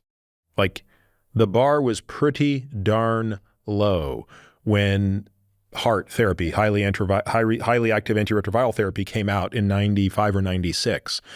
And that, I mean, that's it. Boom. We just changed the protocol. Now, Of course, pharma is easier than education in the sense that it's, a simple intervention. It's but who's pushing back when you say, hey guys, what if we just prove this out in 1 million kids? Right. Like, why do I need 10 million kids to prove this? Especially let's start with 25. Especially if they're spread out over a broad enough socioeconomic background. Right. Exactly. And so back to that's my sort of our next phase, right? And why I'm doing my first podcast in 20 years is that there's a lot of impediments to it. Let's go back to that discussion of parents don't care about academics. So we'll start there, and we'll do that. Second, believability. There's been ed tech pitches, right? Everybody, every 5 years, ed tech's going to solve the world, and technology is always going to solve the world, and it doesn't solve it. And so there is good, well-earned natural skepticism of So there's a lot in the graveyard. Let's just take it, right? Evil billionaire tech guys trying to fix education are it's a meme. No, it's a meme. Yeah. Like make a movie. And so the skepticism should be super high, right? And it is. And so that's part of what the job is and why it takes $1 billion we have to go prove it across everybody, and in a broad way. So completely agree with that. But let's talk about some of the problems with it, which is, let's talk about academics right here in Austin. Right, there's been 3 failing middle schools in Austin, right? And I look at if I was a superintendent of a school or principal of a public school, I mean, like I want to be really clear. That's like 100 times harder job than mine, because I'm a product guy. People who come to my school are aligned with what I'm building and my offering, because you get selection effects. Yep. People come to Alpha are like, I know I'm going to have screen time for 2 hours, because if you don't come, right? But at public school, these 3 schools are Fs. For 5 years, they're not educating the kids. And the superintendent, he made his first proposal, whatever, months ago. He's like, well, why don't we shut these schools and we have these better schools right by, and the kids just go to the school where the kids are learning. And literally the protests that have been from parents, and it's, and you listen to them, it's the mom who's just like, look, I know that 7th grade math teacher, she's probably not teaching math very well, but my older daughter had her, and that she changed her life. And so, you know what? And my kids can walk to school and it's community. And so if they don't learn 7th grade math so much, so what? And so the superintendent, he's, if you take into account the community feedback, which they're supposed to, all of a sudden you have parents who are like, I care about other things because school's a bundle. And so that makes this hard. So there's one, just do they even want it? The second is obviously just skepticism of this doesn't really work. And, why don't we do randomized control trials or pharmaceutical caliber stuff with education? Because there's all these ideas of what work. We have a lot of ideas that we're rolling out, like no multiplication tables, that somebody should have done a randomized control trial to realize that's a really bad idea, right? And so all these fads in education, because it's not science, right? The learning science is not, if you actually ask one of the scariest data points, if you want this, there's 3 million teachers in the world. They're not taught learning science. They're not taught learning science. And so, these concepts will be new to them. And so back to how do we fix it? We have to go teach all the teachers about learning science. Do you get pushback on that point? Do you get, how much time do you spend talking with the teachers that are in the trenches right now? I'll give you an analogy from my world, right? So, I talk about this idea of medicine 3.0, right? So medicine 2.0 has been amazing. Like, it's an amazing run. You and I wouldn't be alive without it. Literally, we would be dead by now. But I would argue, like, it's time to move on. We've plateaued. Like, we got to do medicine 3.0, right? We have to unlock the next thing.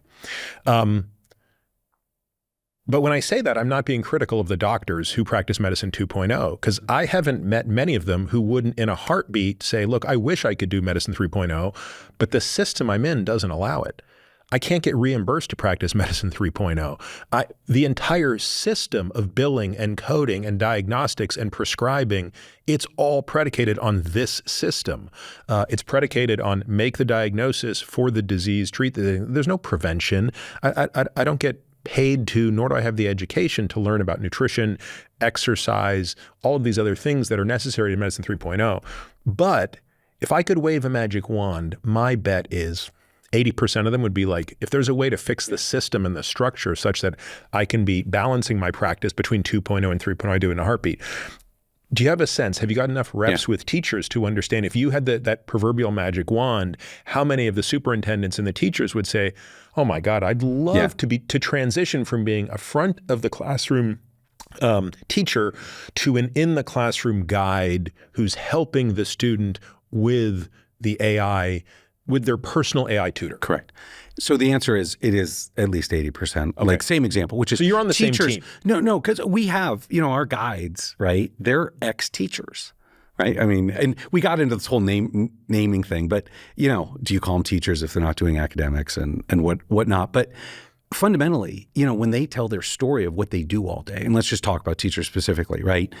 Teachers are great and critical. And teacher in front of the classroom is bad, right? But to your point, it's the system that's bad, it's not a very the teacher. Similar analogy. It's the same thing where, teachers, right? They got into teaching to transform kids' lives. They did not become a teacher to grade the 7th grade science test, right? And so let the AI do the 7th grade lesson and the science test, and you connect with your kid, right? Your students. So during our 2-hour blocks, we do 25-minute Pomodoros, right? Our guides, ex-teachers they're not in front of the class lecturing. They literally take the kids one-on-one, and say, hey, don't do, your language today. Come sit down and talk to me for 25 minutes. How was your weekend? How'd the softball tournament go? Hey, you don't seem as motivated lately. What's going on? And they connect with them, right? And they're the ones, right? Our guides they provide motivational and emotional support. They set high standards and high support. They're the ones guiding these kids right through the journey. And that's why teachers became teachers. Right? They didn't, I want to write a lesson plan. Nobody woke up and said, that's why I'm becoming a teacher. They did it because they want to transform kids' lives. And that's what this new model does. Right? And so when they see it, they love it. Right? So that's what, we pay more, but also the teachers see our model. And once they really understand it and talk to our existing ones, they're like, this is awesome. I love this. And so there isn't resistance. Now, at the systems level, so I've talked to a lot of superintendents. And they're like, what do you want me to do with this? What am I supposed to do? They're like, what do the kids do the rest of the day, right? This is the problem. When you talk about it, this is a rebuild around the school day. Yep. It's not 6 hours a day in class, right? With teachers and moving kids between classrooms. 2 hours a day of learning in the screen and 4 hours a day of life skills and sports and all the sorts of other things that are going to be imperative to create well-balanced kids. Right. And our life skills curriculum is leadership, teamwork, storytelling, public speaking, right? Relationship building, socialization, right? Grit and hard work. Entrepreneurship, financial literacy, right? Those things. And they're doing workshops in the afternoon, right? They're, this is if you go to McKinsey's Instagram, it's, kids climbing rock walls, in kindergarten, or they're running 5Ks in 2nd grade, or the 5th graders launched a food truck, And so there's all these different things, running Tough Mudders, 8th graders, do that stuff. And so you're like, if you're a superintendent, you're like, okay, my system's not set up for this. And there's no end right now. There's no demand from the parents, because it's not proven, it's not obvious. Yeah. And let's even get out of public school, okay? Let's go just talk about super high-end private schools, right? You can go down the street and try to convince this super high-end private school and say, you have all the flexibility you want. There's no vote, there's nothing. You should transform. And they're like, oh my, this seems like a bridge too far, right? And so that's why my view of my job. So is that why essentially Alpha exists as an independent school at the moment, is you just need to get the scale of wholly owned alphas that build this out, and at some point the others, probably the private schools, have an easier time joining the model. Yeah. And eventually the hope is, of course, the public schools do so as well. Exactly. Everybody. Yeah. So I got 20 years and I got to get 1 billion kids. So you got to, 80, 90% of kids are in public school. You got to get it to public school and provide it to everybody. What is the current cost to, because I'm sure you're hemorrhaging and losing money at the moment. What is the current cost to deliver the education to a school to a child, and does it vary by their grade? Like a middle school kid right now. Stepping back, and so for Alpha, our job is, and that's why we're opening across country. In every city, there's going to be this Alpha exemplar, right? Yep. The high end, where you're like, this is what's possible. Now, it's also one where it's money, no object. It's really expensive. And back to the things. Today, my AI, I'm using the latest models. Is we're real-time streaming video to coach kids. It's $10,000 a kid. And so it's $10,000 per kid per year in just AI cost. In the AI cost. That's so just your data. It's too much. Now, I absolutely believe, and our team's going to deliver it, where, sometime in the next 3 years, maybe 5, everybody on the planet will have a tablet that's less than $1,000 that will teach them everything they need to know in 2 hours a day or less. And the compute will be what, do you Local. think? It'll be local. It'll be local. Yeah, so you'll be on device. Wow. Like a lot of our stuff right now is vision models where we're looking stuff. There's on device, and all the hardware manufacturers are putting their AI chips on device where we'll hit that. Wow. And so, and I'm sure there'll still be some stuff in the cloud for higher end stuff, but the Common Core curriculum through 8th grade on device less than $1,000. That's absolutely coming.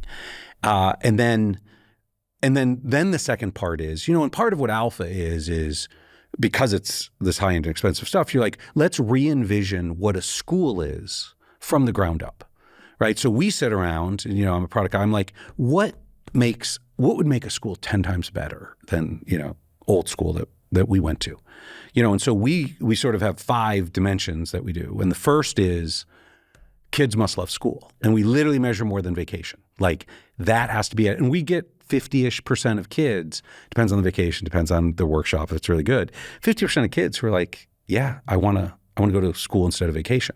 I have plenty of parents. Well, my highlight as a principal was, in May this year, 2/3 of the high school kids sent me a note, and they're like, can we keep Alpha High open this summer? Because we don't want to take a summer break because we love what we're doing, right? The girl doing her, Broadway musical. She's like, I want to keep coming to school and doing it, right? And so, we're, back to my world where I was not into school and I was, shirking, and my dad, I'm like, make a place where kids love school.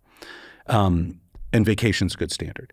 Number 2, kids need to learn 10 times faster. We need an engine that teaches kids 10 times faster. And so our AI tutor based on learning science teaches kids 10 times faster, right? And between 5 and 10, and we'll get it up. And, so that's the second part. So that you can, then that gives you the chance to give the time back.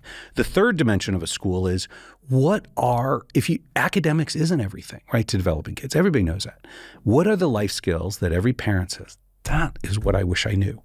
And some are, traits, behavioral traits. I hope they are love learning and are a self-driven learner, right? You want things like that. And I want somebody who uplifts others in his classroom and behavioral and is an independent person.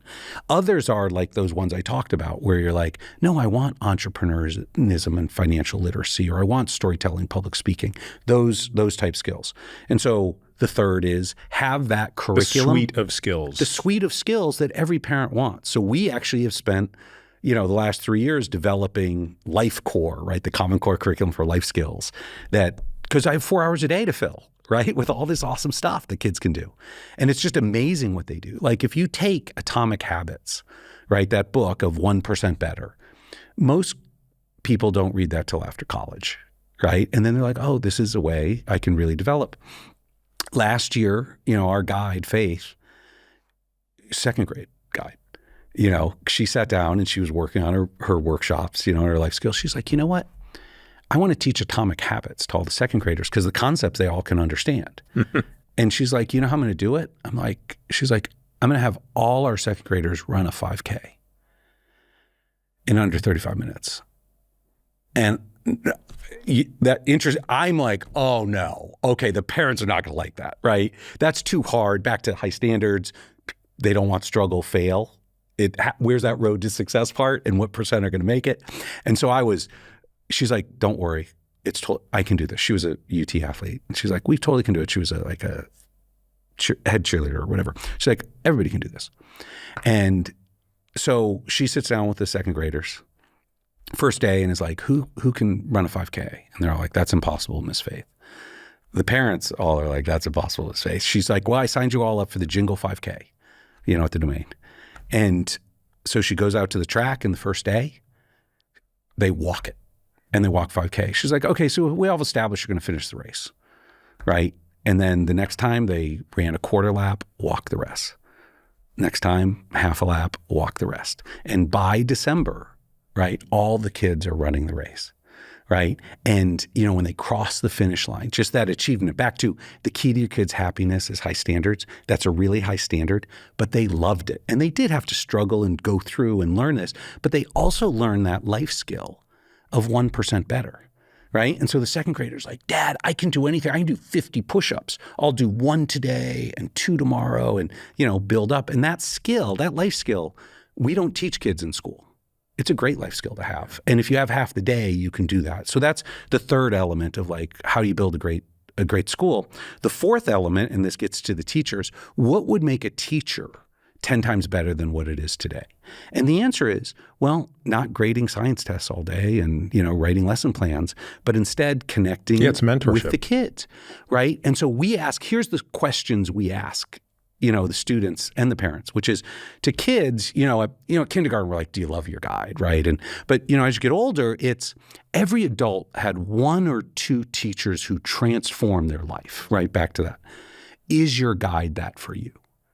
Right. And that is what our guides, right? That is the expectation, that they are the ones that the students are like, you are helping me achieve things that I didn't think is possible. Miss Faith, you taught me how to do the impossible. Right. And so that level. And actually then, at the parent side, this gets into, Dr. Yeager, has a book, 10 to 25, right? Child psychologist, development expert. And it's, from kids, what matters for kids, right? From 10 years old to 25, right? And his whole theory, mentor mindset, high standards, high support. Most parents are not high standards and high support, which is what really matters to develop kids. They're either low standards, high support. That's what happened to all our expectations, or they're the inverse, high standards, no support. This would be your classic, Tiger mom would be, good luck, figure it out, right? And the real answer for child development, you need both, high standards, high support. And so that's our guides. But the question we ask parents in middle and high school, right, back to having what's a school, re-envisioning it, it's like, do you trust your alpha guide to hold high standards for your kid so you as the parent can provide the unconditional love and support, right? Which transforms, for those who've had adolescents, it transforms your relationship where you don't have to be the naggy parent for the high standards. My oldest daughter, she's writing her college essay, and I'm like, you want to let me read it? And she's like, no, right? No interest in that. Yeah, and she's got it taken care of. She's got someone else. And for me, I was super relaxed because I was like, I know Chloe, right? And went back to our guide. Right, she's a Harvard grad. I know she was totally high standards for my daughter, and I know it's going to be fine. And I don't have to get in a fight about it or whatever. I'm just like, okay, I can give my daughter a hug and be like, good luck, right? And so that transforms what teachers can be, right? Versus I'm delivering those 7th grade lessons. And so, and then the 5th dimension that we talk about is the C's: character, community, classmates, and culture. And these are also the hardest parts to measure, but at the end, they're what parents care about the most, right? Which is, at the end of the day, all those other, character, right? Do I have a good kid? Did I raise a good kid, right? And is the school helping me raise a good kid? And so those elements are what we looked at and said, now that you want to re-envision school, right, from the ground up, here's the dimensions. And so alpha's trying to be the exemplar, for all of it. And then the question is, okay, how do we get the price point down, right? So we have opened a whole set of different schools, right, at half the price of alpha, right? So alpha, depending on its location, is between $40,000 and $75,000, right? But we've opened— Although there's scholarship programs. Tons. Oh, so Yeah, tons. yeah. So we have a huge scholarship. So, we have a school down in Brownsville, right, where it's the second poorest school district. We have— In Texas? Brownsville is the second poorest school district in the country. And at that school, it's, SpaceX is there. It's so star-based. So you have a bunch of SpaceX kids, and then we scholarship all the locals to come in, and we're 60-40, 50-50 between that makeup. And to be clear, they all learn 2x in 2 hours, right? There's not back to where we testing it out. It works with all kids. So I want to read you something that fits right into this. So this is, I think I read this in the New York Times. Before kindergarten, the children of the affluent are much more likely to be in preschool. By 6th grade, students in the richest school districts are 4 grade levels above children in the poorest school districts. That's just by 6th grade. By high school, richer kids' average reading skills are 5 years ahead of poorer kids. By college, according to a 2017 study by Raj Chetty, children from the richest 1% of earners are 77 times more likely to go to Ivy League schools than children from families making $30,000 a year or less. The academic gap between the affluent and less affluent is greater today than the achievement gap between white American and black American kids in the final days of Jim Crow. In other words, my read of this is that there is no greater predictor of academic success and failure than the wealth of your parents. So are you really suggesting that could be wiped out? Wiped out. There's always relative versus absolute.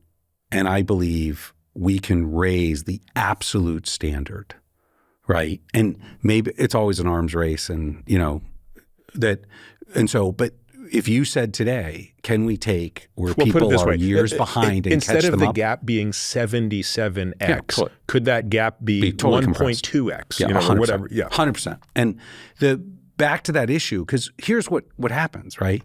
You're in a rich school district, right? And I was up in New York, and these are $75,000 private schools. Teacher in front of a classroom, but every one of those parents also is spending $750 an hour on a tutor after school, because the school wasn't teaching them, back to that problem, but an extra 75 grand tutoring them, 150 grand a year, right? And you need the tutor who's going to go back and fill the holes and stuff. And no, if I am in a school district, right, and I'm a poor school district, I don't have the tutor. I don't have the access to that, right? If you look after COVID, right, the number one intervention, and a lot of government funding was spent to this, was high dosage tutoring. Everybody knows this, right? It's not a secret. It's just, it's expensive to give, individualized tutoring. And there was a study that came out a few weeks ago or a month ago that was like, it was really working, and then sometimes they did some, as it expanded out, it did less well.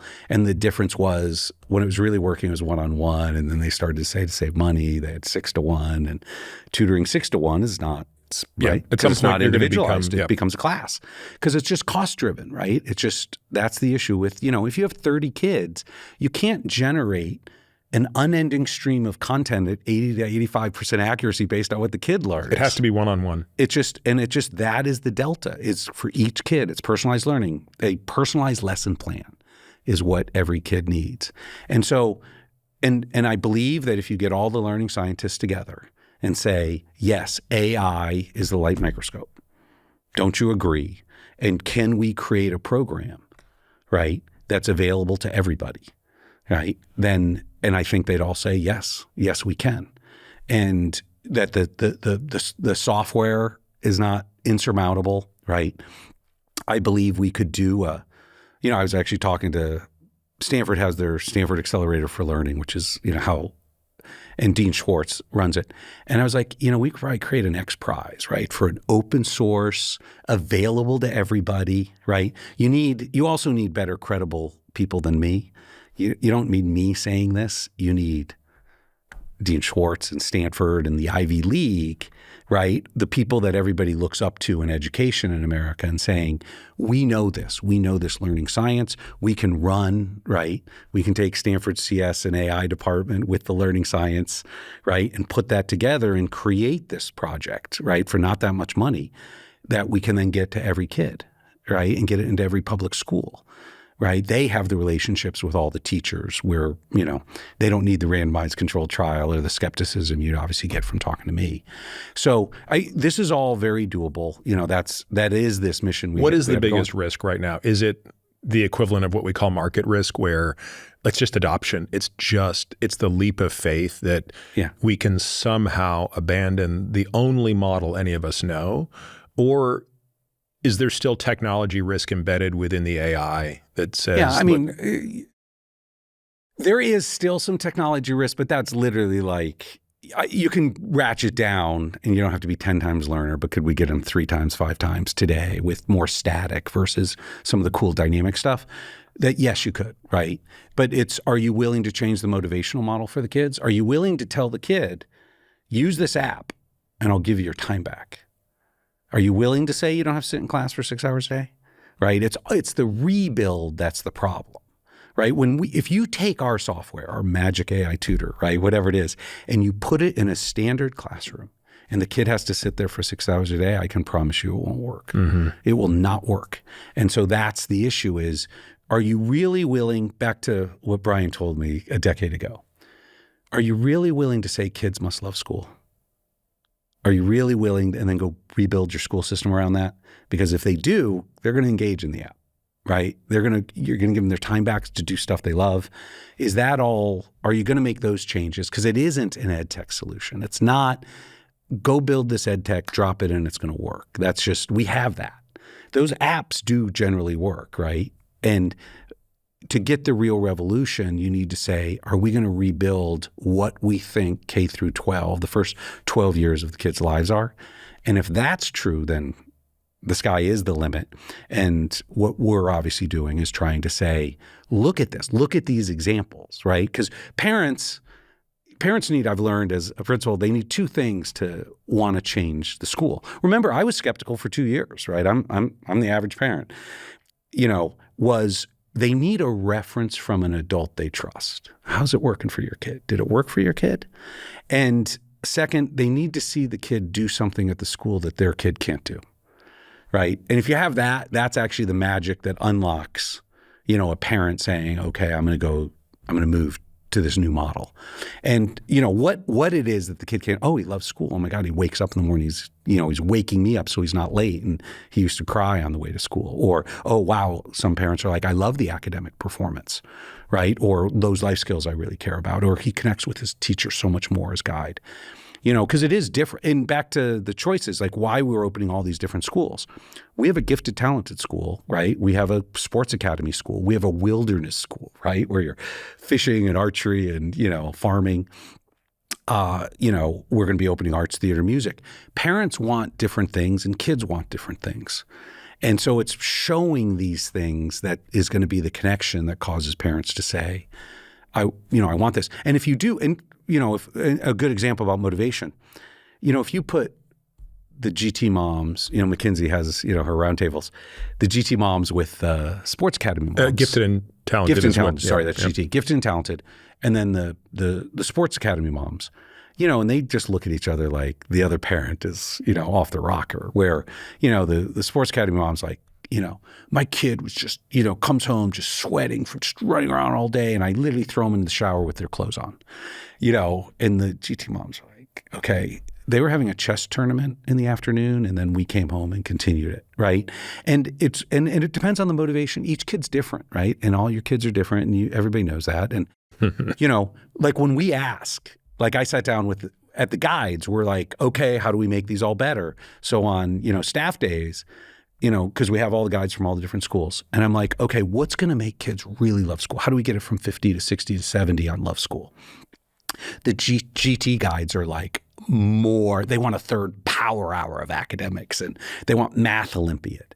And all the other guides are groaning because they're like, no, our students do not want more academics. They want sports or let's do a better workshop or, what it's going to be. And so the key on all of this is saying, how do we, focus school on making it awesome for kids, right? Making it great.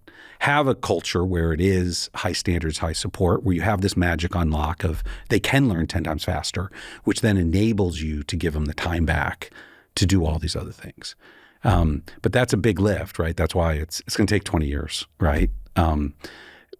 But I do believe that, every parent, right? The most important thing is raising your kids.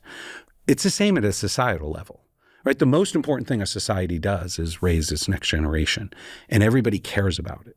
And one thing we spend enough money in this country or globally, right? That there's enough money to actually rearrange this and build an education system that's great for the kids. 5% of GNP, right? I mean, that's $7 trillion, right?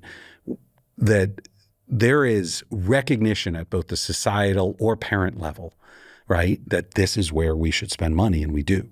Joe, it's kind of amazing to think back. You, in the spring of 1989, you drop out of college to go start a software company. Obviously, there's no way you could have imagined both the success you would have in that company, creating a multi-billion-dollar company and along with it a fortune for yourself, but then somehow deciding right at your peak that you were going to completely walk away from that, take that fortune and pour it into another endeavor that seems as far from anything as possible relative to what you started with.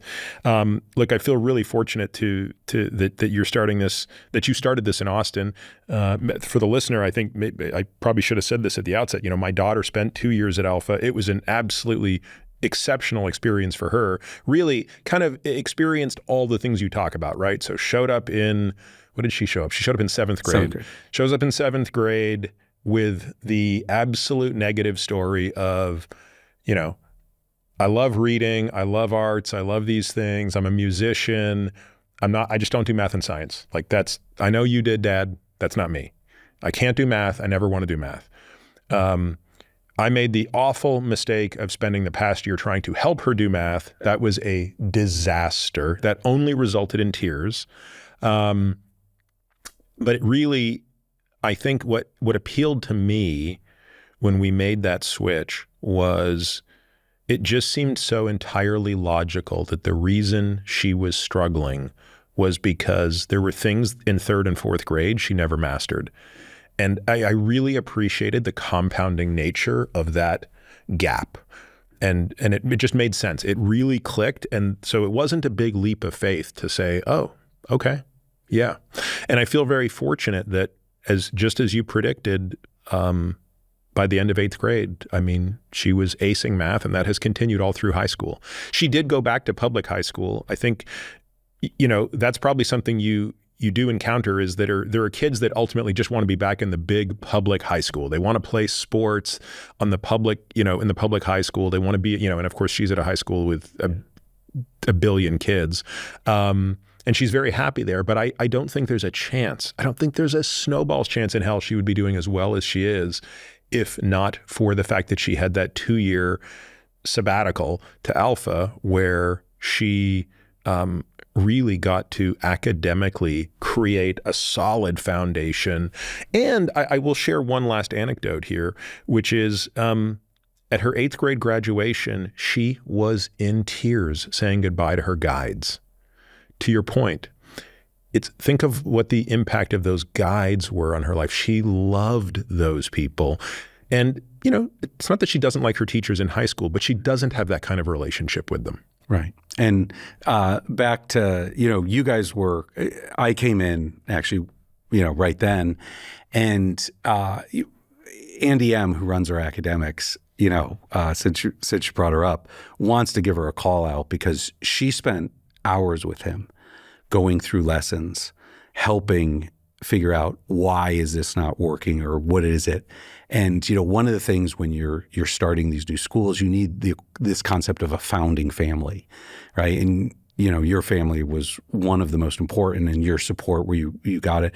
But your daughter, Andy wanted to say, thank you to her because she did go above and beyond where our lessons and all this learning science and this closed loop, he's like, I'm way better because of the feedback and the time she spent with us. And so, it is transformative to kids. And to your point of high school, You're not. If you want to be the quarterback on the Westlake team and run track, we don't have those in our high school. And so we can get you prepared. We say our middle school prepares kids for any high school, right? And so all our kids in middle school can get their pick of high school that they want to go. And some want alpha, alpha high, which is that. But some want, the traditional play. But we hopefully have equipped them where they know they're a self-driven learner and can do it on their own.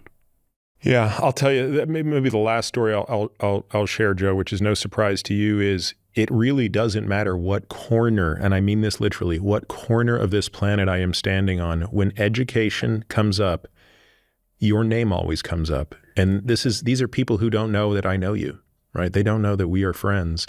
And I will be literally on the opposite side of this planet. And if I'm talking with anybody about education, it's like, what do you know about AI and education? Have you heard of this guy, Joe Liemandt at Alpha? And it comes up so often, which tells me that it is getting out there. This is no longer just that little niche school downtown Austin. I mean, it's hard to believe what has happened in 5 years. It went from one building, one place to how many now? Right. So we opened 12 campuses. We'll be at 25 alpha campuses. We also have 25 non-alpha campuses where, back to lower price points, we have campuses open where, it's charter, so it's free for kids. We have ones where it's $5,000 pay for the parents, $500 a month, some at $20,000. So we're trying to figure out, back to innovating, we're like, what are the right price points and everything? But yes, we expect 12 months from now, there to be hundreds and hundreds of schools that use this model.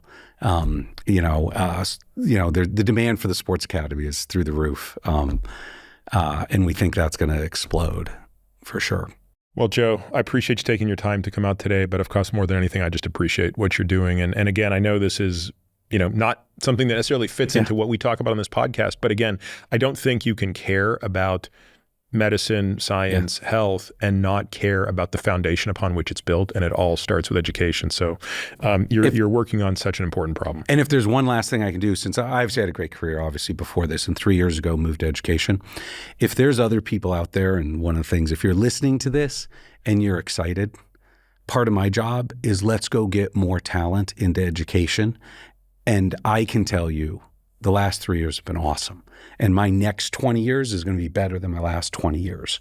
And so, if I can convince you to come on in, the water. What's the best way because I guarantee you there's a million people listening to us. Yeah. There's going to be a non-zero number of them are going to want to reach out to you. What's the best way to get a hold of you? Great. Literally my email, which is joe.liemandt@alpha.school. And send it to me. And, I am overloaded right now. To your point, the hype has gotten very high about alpha. What could someone who wants to get your attention put in the subject line?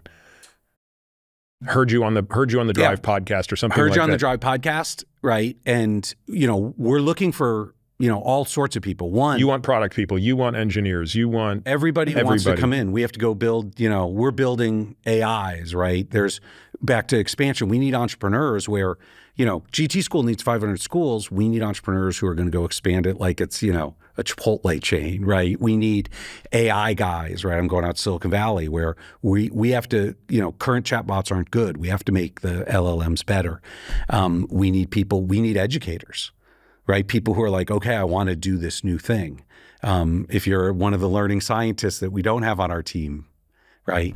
Come do it, right? That is, if you're back to capital, we're going to need a lot of capital as well to expand this. If back to philanthropy, right? We need to be giving scholarships. We're funding a lot of it, but we need to make this available to everybody, right? We have to your problem. It can't just be for the elite. It's got to be for 1 billion kids. So education touches everything. And if you're just in where you're like that description of what they're building, I'm in, then come aboard because it's awesome. Joe.Liemandt@alpha.com. We'll link alpha.school. Alpha.school. Okay. We'll put that in the show notes just so that people can click directly on it. Joe, thanks again. Thank you very much. Wonderful as always. This is great.